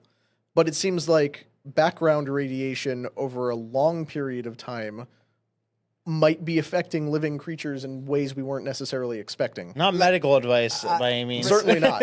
Radiation is about how much of a dose of radiation you get. Like, for example, and people are being against it. Like, when you get X-rayed, you get exposed to, like, a safe amount of radiation. You shouldn't do it too often. But it's why the doctor has to go step behind the thing, because they're exposed dozens of times a day, which would have a much more significant impact. Yeah, but, like, for example, anything above 2,000 rads will kill you. Rats? Rads. Rads. RADS. Okay. That will kill you immediately. Like, you will start literally, you get liquefied on the inside and you'll start puking your guts out. But then long exposure to lower doses, they also, like, for example, in I think it was Vietnam with the Agent Orange that had radioactive properties. You had all sorts of cancers and not good, Brendan. Not good at all. No, it's not fun stuff. But, I mean, I don't know. I don't know with the bees. I don't know if that poses a danger to us or anything. I'm more interested in, like, what we don't know about the nuclear exposure, because like that wolf thing, I do remember that like it had some positive impact on them somehow. So are like these bees supercharged at all? No, because see, I'll throw this image up for any Fallout fans out there, like you might recognize these. What we think would happen if wasps got radioactive, but according to everything, or at least conventional science that we know about how radiation and mutations work, it doesn't cause like supercharged mutations or additional gains of function. It's usually a loss of function where there might be mutations in altered DNA, but mostly it's DNA breakdown mutates to create infertility or, various other genetic abnormalities. So we're not likely to see, somebody gets stung by a wasp and becomes Wasp Man. But like, it's always the plot of superhero movies, though, that's something nuclear, like they fall into nuclear waste. But like, I mean, the way this works, all right, our cells, they're constantly dividing, All right. Yeah. And cancer starts when a division of cells goes wrong. Well, all right. when it starts multiplying too much. Yeah, when they're multiplying, they divide and they multiply. It's a coding breakdown. It's a essentially. code. Yeah, when that breaks, you start getting cancers. That's where you get tumors and everything. What happens with insects in general, especially not especially wasps, but wasps is one of them. There's cells they divide less than mammal cells, and they have a shorter lifespan. So like, it's not that they're not affected by But the wolves, though. I explained the wolves and the pigs. That's a mammal. That's different. That's what I'm saying. But you said insects less than mammals. So how do you explain the mammals? Lower dosage and longer exposure. Because like within the sarcophagus, because you know how they've built this giant concrete dome called the sarcophagus over the actual power plant at Chernobyl. Within that, the radiation is significantly higher than it is on the outside. And then if you get anywhere close to the elephant's foot, that's the giant spilled thing from the reactor core. Yeah. That will kill you instantly. Right. That will not stop being lethal for Do you watch Chernobyl? millennia to come. Do you guys watch Chernobyl? Yeah. Yeah. Oh boy. Gnarly. Yeah. Gnarly. And it's like that's not an argument against nuclear power like we just talked about in our previous segment. It's against letting failing communist countries have access to nuclear power, sure, but you know, people that are halfway competent, that won't happen. And big shout out to Archers, one of the best shows out there. Yeah, 100%. 100%. Underrated. Very underrated. Absolutely. Do you hear that King of the Hill is back? Yeah, I did. I never got into the original. You never? But, I thought you would like it, but Maybe it's worth a shot. More of an Archer guy. Yeah, I mean, Archer is every episode is fantastic, but it gave us that. Until he goes into the coma. Are you trying to get giant mutant wasps? He called because it. He did. does it not mean there's an actual text? No, the actual line is, are you trying to get ants? Because this is how you get ants. I remember that. But it relates to insects. All right. But yeah, so maybe put some fears to bed. It doesn't seem like we're about to get, attacked by a swarm of giant radioactive stinging insects, but you never know. Well, I was more worried about the murder hornets, the ones that were supposedly killing actual bees. Yeah, we have killer bees and then murder hornets, and now Nuclear wasps. Nuke wasps. Why do people go to North Carolina? You mean just in general? Yeah, I heard a lot of people going there Because over it's the beautiful. summer. Yeah, My it's a parents swell live there. place. It's one of the best places in the country. That's where Cam All right, lives. so they're close to the wasps. This is Georgia, Yeah. isn't it? This is South Carolina. Oh, okay. But it's all like real close. So I mean, my parents being right across the border in North Carolina, if the rad wasps do start coming out with a vengeance, they'll be the first to get hit, and you guys will be the first to know when I tell you that I've lost my entire family to mutant bees. Nuclear wasps. But speaking of things that are much more likely to kill you than radioactive wasps, let's now turn our attention to the problems that are going on with Sig Sauer, specifically the M18 service pistols issued to the United States military. Reading from this now, the U.S. Air Force Global Strike Command has suspended the use of Sig Sauer M18 pistols across its units following the tragic death of Airman Braden Lovin on July 20th, 2025 at F.E. Warren Air Force Base in Wyoming. Lovin, a 21-year-old member of the 90th Security Forces Squadron, was reportedly killed when his M18 service pistol discharged under unclear circumstances. This incident has reignited a broader controversy surrounding the Sig Sauer M18 and its civilian counterpart, the P320, handguns that have been linked to dozens of alleged uncommanded discharges where the weapon fires without a trigger pull. In response, the Air Force ordered all M18s within the command to be immediately withdrawn and inspected for potential safety concerns. So, for anyone who is, a gun guy out there in our audience, I know there are several of you who are, big in this community. This is probably not news to you. The reports about the problems with this particular line of SIGs, the P320, as well as the military issue M18s, has been a thing for a while. Like, just researching this story, I found dozens of posts of guys like, yeah, I went to go put my SIG in the holster, and it just went off and shot through my thigh. No, not pulling the trigger. And this was a known issue that SIG claims to have resolved through design fixes, but we just lost an American serviceman to a weapon malfunction. And the most is very sad that happened. Mm-hmm. And the most unfortunate thing, because the thing is, most of these small arms manufacturers, they have two divisions. You know, you have the military division, and they talk a certain way, and they win government contracts, and then you have the client, you know, civilian-facing side of the market. Allegedly, like I never owned, you know, a Sig Sauer. They've been having a problem with the civilian version of this gun for years. All right? And allegedly again, Sig Sauer, they've been gaslighting their civilian clients for years as well. Like they put out an optional upgrade to the trigger. The optional attachment that makes it not go off and shoot you. Yeah. So the language is, I wish I had the text here, it was so funny. They're like, there's no problem with the trigger, but you can send your gun in to fix a problem that you guys don't have because there's no problem here. Because, you know, product recalls and fixes like that definitely are economical to do to resolve things that don't actually exist, right? But is this like a too big to fail situation? I mean, this is like the one thing that you don't want to happen with a gun. I mean, I guess like it's literally even worse than that jamming unexpectedly. Like it's a like now, it's just like a walking liability. So are people afraid to like make this company like put them in a position where they go bankrupt? Potentially, because if the military did cancel its contract with SIG, they could stand to lose $500 million on that contract. SIG? Yeah. How big is SIG? They're one of like the leading gun manufacturers. It's huge. And the M18 replaced the Beretta, the Beretta 92 as the standard issue service pistol for the Air Force in 2019. And prior to that, it had been Berettas forever. But like, despite all of this, the M18 remains in service across the Army, Navy, and Marine Corps, who've stated they see no evidence of design flaws and trust in the weapon's performance. So there's all these civilian reports. Now a serviceman in the Air Force is dead. And yet the branches of the military are still using it. Yeah. And ICE actually just banned it as well. ICE has said they are no longer using this weapon.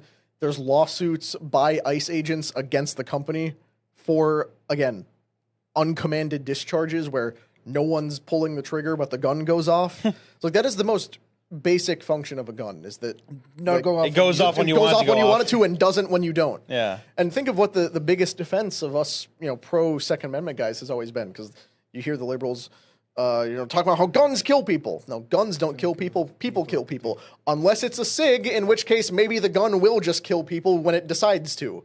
Now, there's a few arguments, and I was, listening to a lot of like actual army guys, actually military servicemen, especially special forces guys and whatever. Some of them are arguing that how things are right now in modern combat, a pistol is no longer necessary. I think pistol's always necessary. They're arguing, some people argue that it will be better to grab, because rifles, Brandon, they're getting so much better. They're like, most people will rather have, because first of all, rifles are easier to shoot. They're easier to train on. They have higher capacity magazines generally. You have two hands operating the rifle. Like it's a lot easier to shoot a rifle than to shoot a handgun. It's like a last resort, though. It's like you just have it there because it doesn't take up a lot of space if you ever need it. Well, but they'd say, I would assume that the space taken up by the pistols and ammo would just be better spent on extra rifle mags so that you can shoot the rifle more times. That's what they're arguing. Yeah. That's a lot of them. Like, so you use that storage space for just more ammunition for your rifle, and for military applications that does make sense. I'm no military tactics expert, but I can see the validity of that. I'm just repeating what I heard. My main concern, though, for this would be the fact that this is a civilian weapon as well, and has the same problem. Because if you're a concealed carry guy, then you have what you assume is a safe weapon with dogs, children around. Like you're in a public area, like you're just walking around. Oh, you can get killed. Yeah, if the gun doesn't shoot you, someone else will shoot you. It goes off, and you take out yourself and the person standing next to you all in one go, just because you have an undependable weapon. Not good at all. Not a good at all. It's a really bad look. But to your point, Brandon, and the reason they haven't gotten rid of it is that last stance, or like having another weapon system on your person. But they ran the numbers for World War II, and pistol kills were less than 1%. and now it's even less. How the hell do you run the numbers for World War II pistol kills?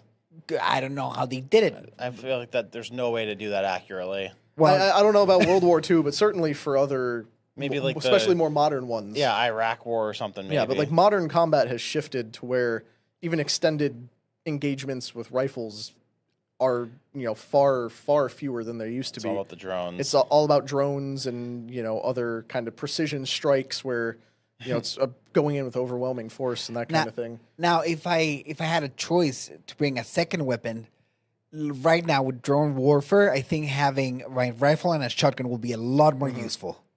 Because your last stance won't be against another dude; it will be against like a swarm of like what's the those drones? mosquito The drones. mosquito drones. Yeah. So like I think shotguns are gonna make a big comeback in a very like small form factor that you can just shoot at drones. I mean, EMP guns that take out drones. The Ukraine war is proving it right now with, both sides. Just go on social media and type in Ukraine drones and you will see Ukrainians and Russians alike committing just absolute war crimes with drones. Of like they take delight in posting the footage of a guy on his knees pleading, and then they buzz the drone around him like 4 or 5 times to get a perfect 360 shot, and then drop a bomb on him.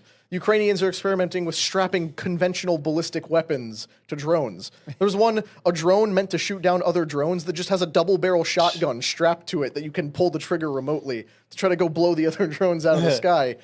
It's insane what drones are doing, but like to the pistol point, if SIG loses this contract or it becomes no longer the standard issue, they might go back to the Beretta. They might go back to Glock. Those are both major companies, major competitors. Glock was the top choice. Yeah, the like, thing is, why are we trying to complicate it? I'm not saying anything. I will have no idea about this because I'm not a Fed. I'm just saying it. They won a lot of contracts in fast succession. Remember that they replaced the main combat rifle for the Sig Sauer. I think it's called oh man, I forgot the name. But Glock has never been issued as a standard thing for the military. It's favored by like special forces and stuff, but that's like purely up to their choice. Yeah, the Glock 19 was never officially adopted as a standard issue U.S. military sidearm, but is widely used in practice among elite and covert elements because it's compact, reliable, doesn't have this issue. But obviously, I mean, it sounds like It's compact, called the reliable. XM7. Yeah, I mean that's what I've always had. This is everybody recommends people like whether they have experience or not experience is that because it's reliable, like you said, compact. So why wouldn't we just have the reliable, compact, proven thing for everybody? I have no idea, but I'm a it sounds like a kickback situation. Yeah, I'm a 1911 supremacist myself. I think that handgun won 2 world wars and it should make a comeback in time Back for to World back. War III. You know what pisses me off though is that like between the guns being defective and we're having to buy drones from Ukraine now because they've somehow gotten better at making drones on us. Like, what the hell is going on with our what is $1 going trillion military budget where we have inadequate anything? Like, we spend as much as the next 10 countries combined. We should have everything perfect, light years better than everybody else, but that's not the case. And, like, so where the hell is that money going? It's greasing the wheels, like... Well, it's like those screws that cost like $10,000 a piece for. That's whatever part of reason. it. But, at the very least, if you're going to, like, steal money from the budget and bribe people and take kickbacks, at least make sure we have the best shit. The new rifle looks very good, though. It's a very good-looking rifle. Does it work well? I don't know about that. Brandon, I know nothing. Like, these things... I know you watch a lot of videos. Yeah, I do watch a lot of it, but, like, I don't think it's been battle-tested. Like, until, like, they're put in the field... You need a good war. You need a good war to try them out. Hopefully not, but, That's what I'm saying. The 1911 was, like, the standard issue for a super long time, and now it's been completely phased out. It's like, it was killing people in World War I, it was killing people in World War II, and hung around for quite a while after that. But I don't know. Suddenly the notion of, shooting something with 45 instead of 9 But millimeters. the thing is that ridiculous. a lot of things have changed. Like, for example, body armor is a big thing. It's not like, I mean, a 45 with very little rounds compared to like the size of the gun is not very. Yeah, I mean, an 11 round 1911 versus like a 21 plus double stack of 9 millimeter. It makes sense, but it's like, do you want to poke something full of holes or do you want to kill it? Well, Like, if you need to shoot something with 45 multiple times, something's going wrong. Yeah. I don't know. This was infuriating. Yeah, this was the statement that they put out. Our hearts are with the service members and families impacted by the recent reported event. We offered assistance to the U.S. military as they investigate the incident and remain willing to help in furtherance of their ongoing inquiry. We have absolute confidence in the military's ability to conduct a thorough investigation and are working with the Air Force and Army to answer any of their questions. And in separate statements, they've said, we have verified once again there is absolutely nothing wrong with the firearm. It's like, if that's the case, have a SIG executive go into like a concrete room, pull out the handgun and just drop it on the floor 5 or 6 times. Yeah. Because this is the other problem, is that the Sig Sauer M18 has not or indicated that it's not drop safe. That if you drop the gun, there's a chance it can go off. It's like that's the other But this is the basic function of a gun, to not go off when you put it down. This is the post they did after the military thing, but the one they did for the civilian market was like, I don't know if you have it. I don't have that one, but they basically said, you're nuts, that anything that goes wrong with the gun is user error, not on us. So they're treading carefully with the military because this will be a big disaster. I think I have it here. This is estimated because it's a private company. You can't know revenue, but it's between 700 million and 1.2 billion in revenue each Per year? Yeah, And revenue. half that's from military? I think more than half. Oh, so if they cancel them, they're done. It would certainly be a huge blow to the company. But then again, who wants to be the company that's known for killing servicemen with unreliable equipment? No, I mean the damage is done. Like Yeah, you drop the gun and it goes off. That's like some shit from a comedy movie because it's so unrealistic sounding. But you're the main contractor for the military. Yeah, there's things that you like. I can't think of any examples, but there's other weapon manufacturers that once you get a controversy this big, because the last thing you want to F around with is the gun you're gonna use to protect yourself. That's the last thing there's no space humor or like willing them to give it like the benefit of the doubt. I bet you they'll get bought by somebody like Raytheon or Lockheed once they lose their contract potentially, because they still have that manufacturing equipment and like the resources of that, so they could probably get bought cheap. And I mean, SIG's been around for a long time. They're sort of newer to like the major gun market, but like they've been a staple for Founded in 1853. yeah. Wow. So like they're a big player there. They're not going down easy. Like they are a respected name. Although of the guns that I've shot Glocks, I've shot SIGs, and I've shot 1911. Best shooting I ever did with a pistol was the 1911. When I shot with the SIG, I got through one mag and then it jammed. Oh, wow. So but again, Glock is the most dependable, compact, reliable, easy to use pistol. And same that's with the out there. rifles. Like if I had to pick a loadout to like just get myself out of trouble, I think I'll pick a Glock and an AR. It's been tested to hell and back. Yep. Like it works. It is what it is, And the AK guys are gonna come from my ass, but No, just AR an American. AR is definitely better. What are you talking I mean, the about? AK-47 was the best thing communists ever invented, but comparatively speaking, the AR is better. So, yeah, there's not much to say on this other than like trying to raise attention, because this has really flown under the radar of our military is being compromised by substandard equipment. Civilians are at risk as well, and nobody really seems to be willing to raise that difficult subject. But look, I think that that the Air Force they won't mess around with this investigation. Because the same officials that are doing the investigation are also carrying the same gun. So everyone involved is in the best self-interest to get to the bottom of this. And if they come around and they go like, we need to ban this, if one of the branches does, it's over. And you're going to see it all over the news. Yeah. But on that note, if you are the kind who sleeps with a gun under your pillow, if that gun is a Sig Sauer, sleep with one eye open. Unless you're going through a And the divorce. finger off the trigger. So on this, we'll move on to this final subject real quickly. From this story of things causing chaos and death to now a triumph for life, to end you on a happy note. I'd like to introduce you to the world's oldest baby. So in a groundbreaking moment for reproductive science and pro-life advocacy alike, a baby boy named Thaddeus Daniel Pierce was born in Ohio on July hate 26th from an embryo frozen for over 30 years. believed to be the longest known storage period before a successful live birth. His embryo was created in 1994 by a woman named Linda Archard and her then husband through in vitro fertilization. Archard carried one of the 4 embryos to term. She gave birth to a daughter in the 90s, and then her and her husband debated whether to have more children. They ended up getting divorced. Then Linda is now postmenopausal, was not going to have any more children. So she sought to give the unused embryos a chance at life by donating them to a Christian embryo adoption agency called Snowflakes, run by Nightlight Christian Adoptions. And the embryos were eventually matched. We have a photo of the family coming up here. Eventually matched with Tim and Lindsay Pierce of London, Ohio, who had struggled with infertility and were willing to accept even hard-to-place embryos via the adoption program. So this is the family right here. They just welcomed Thaddeus Daniel Pierce to the world a couple days ago, end of last month.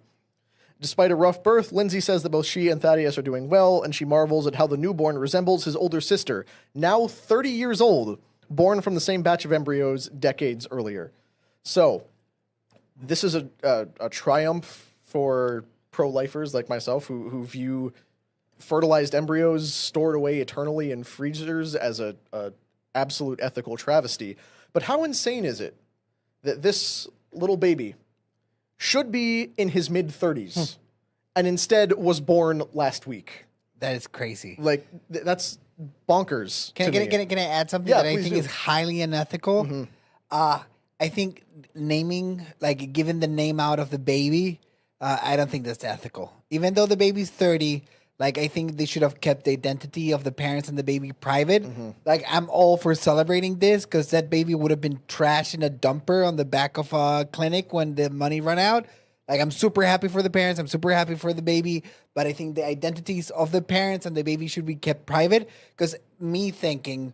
I mean, imagine the cognitive dissonance that when you find out that you are 65 when you're 30. So, like, I think it should have been up to the baby that, you know, to, like, not have their identity, like, you know, blasted all over the place. Yeah, that's my take. I see the wisdom in that. I think part of it is that it really humanizes the story and the parents are willing to share this journey they've been on. They want to promote that. I think this is awesome. Don't get me wrong. Because, as it says here, estimates suggest that there are over 1.5 million frozen embryos currently in storage across the United States, most of them unclaimed. In contrast to countries like Australia or the UK, which place time limits on embryo storage, the US allows indefinite cryopreservation. So what that means is, for anyone who's unfamiliar with how the IVF process works, they harvest multiple eggs and fertilize them to try to give the client the best odds at having a viable pregnancy. And they implant several of them at a time.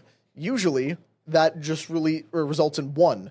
But it can result in, if they implant a bunch of eggs, all of them take. And then they have to abort multiple babies in order to give you the number you wanted. And the rest that weren't implanted, these are fertilized, viable human embryos that exist. And if you believe that life begins at conception, you believe these are human beings with souls and divine purpose for existing, are then sentenced to potentially an eternity in a freezer. And if they're not in a freezer for the rest of eternity, they're in a dumpster, discarded as medical waste. So this is a triumph for 100%. For pro-life advocacy, and it's also something that really exposes the evil of commercialized IVF. And I know this has become a real hot-button issue lately of whether, you know, someone who's pro-life or Christian should be pro-IVF or not. I know people who have struggled with infertility and have only been able to have their families because of IVF. But this is a huge ethical concern. Brandon, your thoughts? Yeah, it's a philosophical thing because I mean I'm not in the camp of being like 100% pro-life, like no abortions under any circumstances, like you guys are. So I don't know if I like see it as an evil thing to have an embryo sitting there, because I know you'd see it as life begins, like at the moment of like the egg and the sperm coming together and meeting up and making an embryo. But I don't know. I don't know if I see it that way. I don't know if it's that evil. Like you call it playing God, but would God give us the ability to do this with the technology that we have if He didn't want us to do it? I don't know. And I think that like ultimately, like we need to be focused on repopulating the earth because there's we have a declining birth rate, and if this increases the birth rate, then I don't. It's like not the thing I'm most outraged about. I also think that there's like so many orphans in the world that people should maybe worry about like adopting orphans that are younger rather than like finding these embryos so they could like have a baby like right from the jump. Like you don't need to impregnate yourself with somebody else's kid when you could find an orphan that's like 1, 2, 3 years old. So I'm not outraged by it. I think that it's like fascinating that we have this technology where we could do that. And I'm like, yeah, I don't hate the thing. I don't know if I see it as like a living thing sitting in a freezer. I don't know if I see it as like a living thing that's like gets tossed into a dumpster. I don't know if I see the kid as actually being 30 years old. I kind of think that life begins like the moment you start growing in the womb rather than like the moment that you technically are fertilized. I mean, well, you're correct from a biological perspective of he's not 30. He's, what is it, like about a week and a half old. Yeah. And because we start counting life from birth, which is why you don't celebrate the day of your conception, you celebrate the day of your birth. But that's not when life begins. That's just when you enter the world as an independent thing outside your mother. Well, it's philosophical, though. It is a philosophical thing, but at the moment of conception, when an egg or a sperm fertilizes an egg, an entirely independent organism has been created. Independent in the sense that it exists with its own DNA. Babies have incompatible blood types with their mothers sometimes, which is what the placenta is such a miraculous organ that it's able to filter blood from one to the other, even if they're completely incompatible for donations later on down the line. But this is an organism that has its own DNA, has its own body, has its own functions. Like that is an independent thing. So to say life doesn't begin at conception, life begins at existence. When it comes into existence at the moment of conception is when it begins, because where else do you draw that line? Well, think about it like this, though. If you take that baby right now, put him in a freezer, and unfreeze him in 30 years, is he going to be alive? I mean, no. We don't have the cryogenic, but like... But no, right? Speculatively, we haven't tried... If you were able to perfectly cryogenically freeze a living human being and then unthaw them at another point, the aging process would stop. Right. Yes. Yeah. So like if it worked the way it does in science fiction, where you go into hypersleep or whatever. The point I'm making though is that the fact that we could take that embryo, put it in a freezer, and take it out of the freezer 30 years later, and have the baby develop in the womb and grow and like be born like a normal baby, that makes me hesitate to say that that's when life begins from like a human or even like a technical standpoint, because. Yeah, not at any other stage of development aside from that first stage can you freeze it and have things be normal when you unfreeze it. Okay, so then, because I'm curious, and I agree that it is a very speculative philosophical question up to a point. So between moment of conception and birth, where do you draw the line of like something going from this is not alive to this is alive? Is it cardiac activity? Is it brain waves? Is it a form that resembles a human being? Like, where would you put that distinction? I'd say once it starts developing. I mean, I don't think that there's ever a time where it's like humanely like a okay thing where you're not killing a life to get an abortion. The reason I'm not 100% like pro-life or pro-choice because I think there's some situations where like it should be somebody's choice to do that, like the rare times where they get raped or if it's like a health situation. But no, I do think that like within a month you have a living organism there. I just don't I don't think that like you could look at like you have somebody's conscience there or somebody's like this self-aware being in a freezer for 30 years because it's not like it knows it's there. Mm-hmm. No, I agree. Feeling physical pain or there's anything. Not cognitive activity on a frozen embryo. But there is cognitive activity at some point while the child's developing within the womb. Yes. So I think there's like levels of evil to it. Like once like farther along you go, if you like undo the process. Yeah, like I was saying, I don't fully denounce like the concept of IVF. I think the bigger we gotten frivolous with it. Yeah, though. the bigger evil is the commercialization of it that leads to be cost effective, the mass fertilizing of eggs, and then we implanted too many and they all took, so now we got to kill some of them. You pick which ones. Yeah. Or the fact that we made a bunch of them, now they're in a freezer, and what do we do with them? I know people who are Christian couples who have tried to have babies, and what they do it the most expensive way possible, which is we are willing to give birth to as many embryos as are viable. So we will only make as many as we want to have, and we will implant them one at a time. So it's like if we make a batch of 4, we will implant and that is the most expensive way. Yeah. And it shows that there is a systemic reform needed here, just like what you talked about with the adoption of existing orphans and I think there's children. like 100 million orphans out there. Like, do you know how expensive it is for the most normal couple to adopt a child? Like, it's almost as expensive as buying a house. Really? Like, with some Can you look that up quick? with How how much some of the there in the world? how much some of the fees can rack up to, especially if you have to try multiple times through multiple agencies, through Like, why do they applications. make it so difficult if it's such a problem? Now, don't get me wrong. I mean, I It should not be easy But to acquire a expensive, child. I guess. Like, why is it so expensive? Why is there so much, I mean, unnecessary red tape? Like, there is necessary red tape, but, like, there's a lot of qualified people out there who want kids, who have a really tough time getting kids. And, yeah, I don't know. Like look at the type of situations these kids are in. A lot of the times it's like a pipeline for people like Epstein. Yeah, It's not that many. What is it? What'd you type in? How many orphans there is? In the world? Yeah. And what does it say? Do you have a guess? I thought it was like 100 million. That's one parent orphan. One They lost one of the parents, 100 million. Okay. But we don't count those. You still have a parent. Okay. Well, what do you think is the count for both parents? 5 million? 15. It's pretty high. yeah. I mean, But for 8 billion, it's nothing. and that It's also marginal. relies on the fact that But it is like marginal. everything is being reported accurately. But in the third world and places like that, where like who's Like keep, Jaguar eats your parents. yeah, who's keeping tabs on orphans in Africa? No, this is the count for everywhere. Yeah, I know, but like that's just what we know of. But of course, you can't adopt an orphan from Africa who has no ties to any ability to adopt them. Right. So, or like in China, where they used to just leave babies out to die. Those don't count as orphans. Those are just babies they were trying to kill. Yeah. So it's hard to get an accurate number, but I agree. Even if we were to try to adopt orphans domestically, it would be so prohibitively expensive, and it shouldn't be. Right. And things like embryo adoptions Can are I be also a that great guy? solution. Oh my god! Sheesh! What an episode. What? Is it natural to raise someone else's offspring?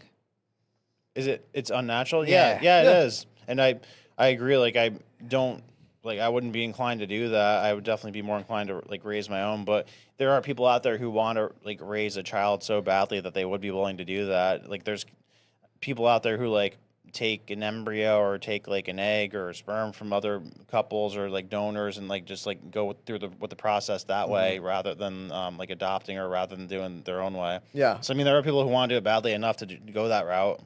But can I get my take on this story? we're on a podcast about that. Please do. I absolutely disagree with everything that Brandon said, and I want to get into the details. Because you can't make a good enough case. No, I can make a great case. But I made the case on this show like 1,000 times, Brandon. I don't want to start screaming and shouting.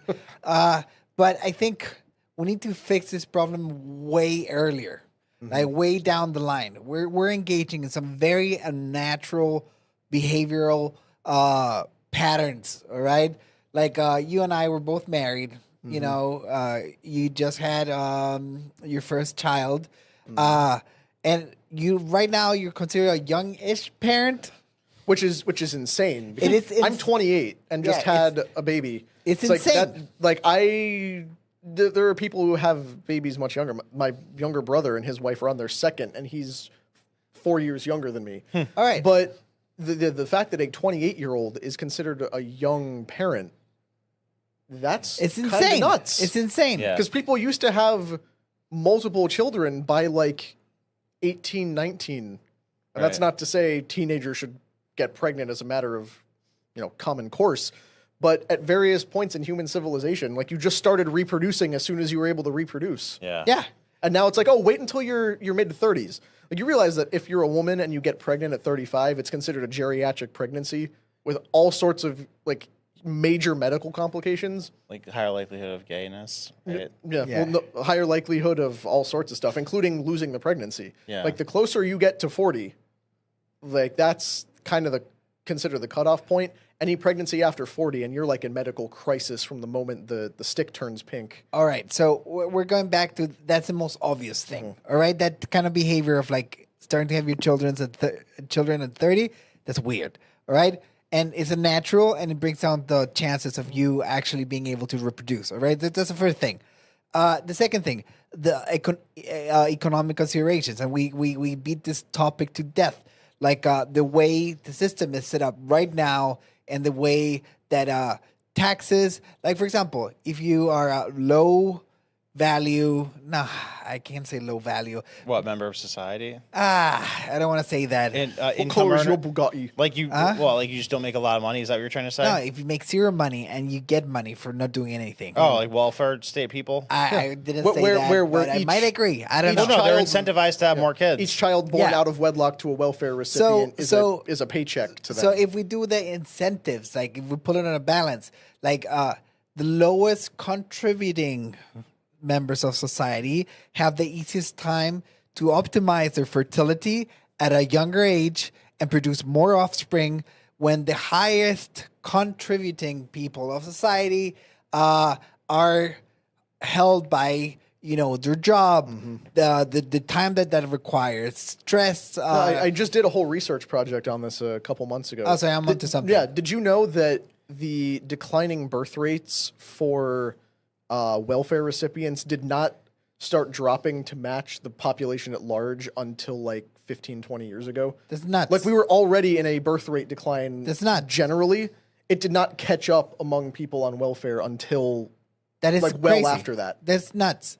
All right, so I fully I stand in your same position when it comes to IBF, but I think we need to fix so many things, like down the factory line before we get to the IBF thing. Yeah. because I think we're gonna go extinct. That's my take on it. yeah, we're on that trend. With IVF, with no IVF, like, cause even if you maximize IVF to like the full potential, and everyone can get IVF for free, let's say, we're still not gonna get to Connor. We hit the lowest point in fertility this week at 6. 1.6, Connor. That's way below replacement rate, because like most all babies 2.5 is replacement. 2.5 So that is means everybody has to replacement. have 3 kids unless you know of how to have half a child. But yeah, we are dipping lower and lower and lower, and I get it. I have one child. I've had one child for 4 months. Every time a bill shows up in the mail, I'm like, I'm not doing this again. I don't know how we did it the first time. Like, Yeah. this doesn't make any sense. And and you need to make 2 more to get to replacement rate. and even then, it's insane. I need to have 2 more to get to replacement rate for my family, but I need all my neighbors, all my friends, all my coworkers, every person in the civilization needs to be having 3 children in order for us to be growing. So Otherwise, we are shrinking because one person can't offset that. So, like in the big scheme of things, even though it breaks my heart, I believe that life starts at conception, and I think it's highly unethical the way we're doing it and everything. But on the big scheme of things, like anything that can cap us having a slight chance of surviving as a species, like I don't think that's my first line of attack. You know what I mean? It's still in my heart, it's still in my brain. But anything that will cap it even more, Yeah, there's much bigger issues to deal with, but this is a symptom. It's of a very important It's one. a symptom of the same problem. A sick And society. For what it's worth, I'm very glad that little Thaddeus is now in the world. I believe God created him with a unique soul and a unique purpose, and willed that he would exist, whether that was in 1994 or 2025. He's here now. We wish him and his family all the best. And we are thankful that this story at least kind of sheds light on the very important to bring importance it up. of this subject. But on that note, I think that is where we are going to have I to feel leave sad you. for him. He missed the best part. Yeah, he Oh my missed god, the it was 90s. Yeah, so 30 good. years ago would have been better. Oh Yeah. man, it was so good. He could have lived through some great stuff, but Going to Blockbuster with Yeah. my parents, renting movies, getting Now he gets candy, TikTok and Fortnite. Like my Game Boy. Oh my god, that Dial-up thing. computer. Dial-up. Oh my god, riding my bike around. And while we leave to reminisce about the 90s, we thank you all for being here with us this evening. Shout out to all the guys in the back who ran this show for us the whole time, put up with our nonsense while we just sat here shooting a breeze about everything we could think of. And to all you watching at home, remember, like I said up at the top, subscribe, leave us a comment if you want to get on the discussion. Manect. Links in the description. All three of us are on Manect. Say hi to Amy as well. Yeah, you want to give shout outs or tell any of us how wrong we are. You want to tell Humberto Especially how me. dumb he is. 100%. Send him a Manect. I'm going to get crucified. He's more than willing to let you pay him a few dollars to call him an idiot. It's kind of hot. He welcomes it. It turns him on. But so yes, thank you all for being here. On behalf of myself, the whole Unusual Suspects team, and Valuetainment as a whole, and the entirety of the human race. Yeah. We wish you a fantastic evening, a fantastic rest of your week. We will be back with you next Wednesday. Until then, stay safe, stay free. See you later.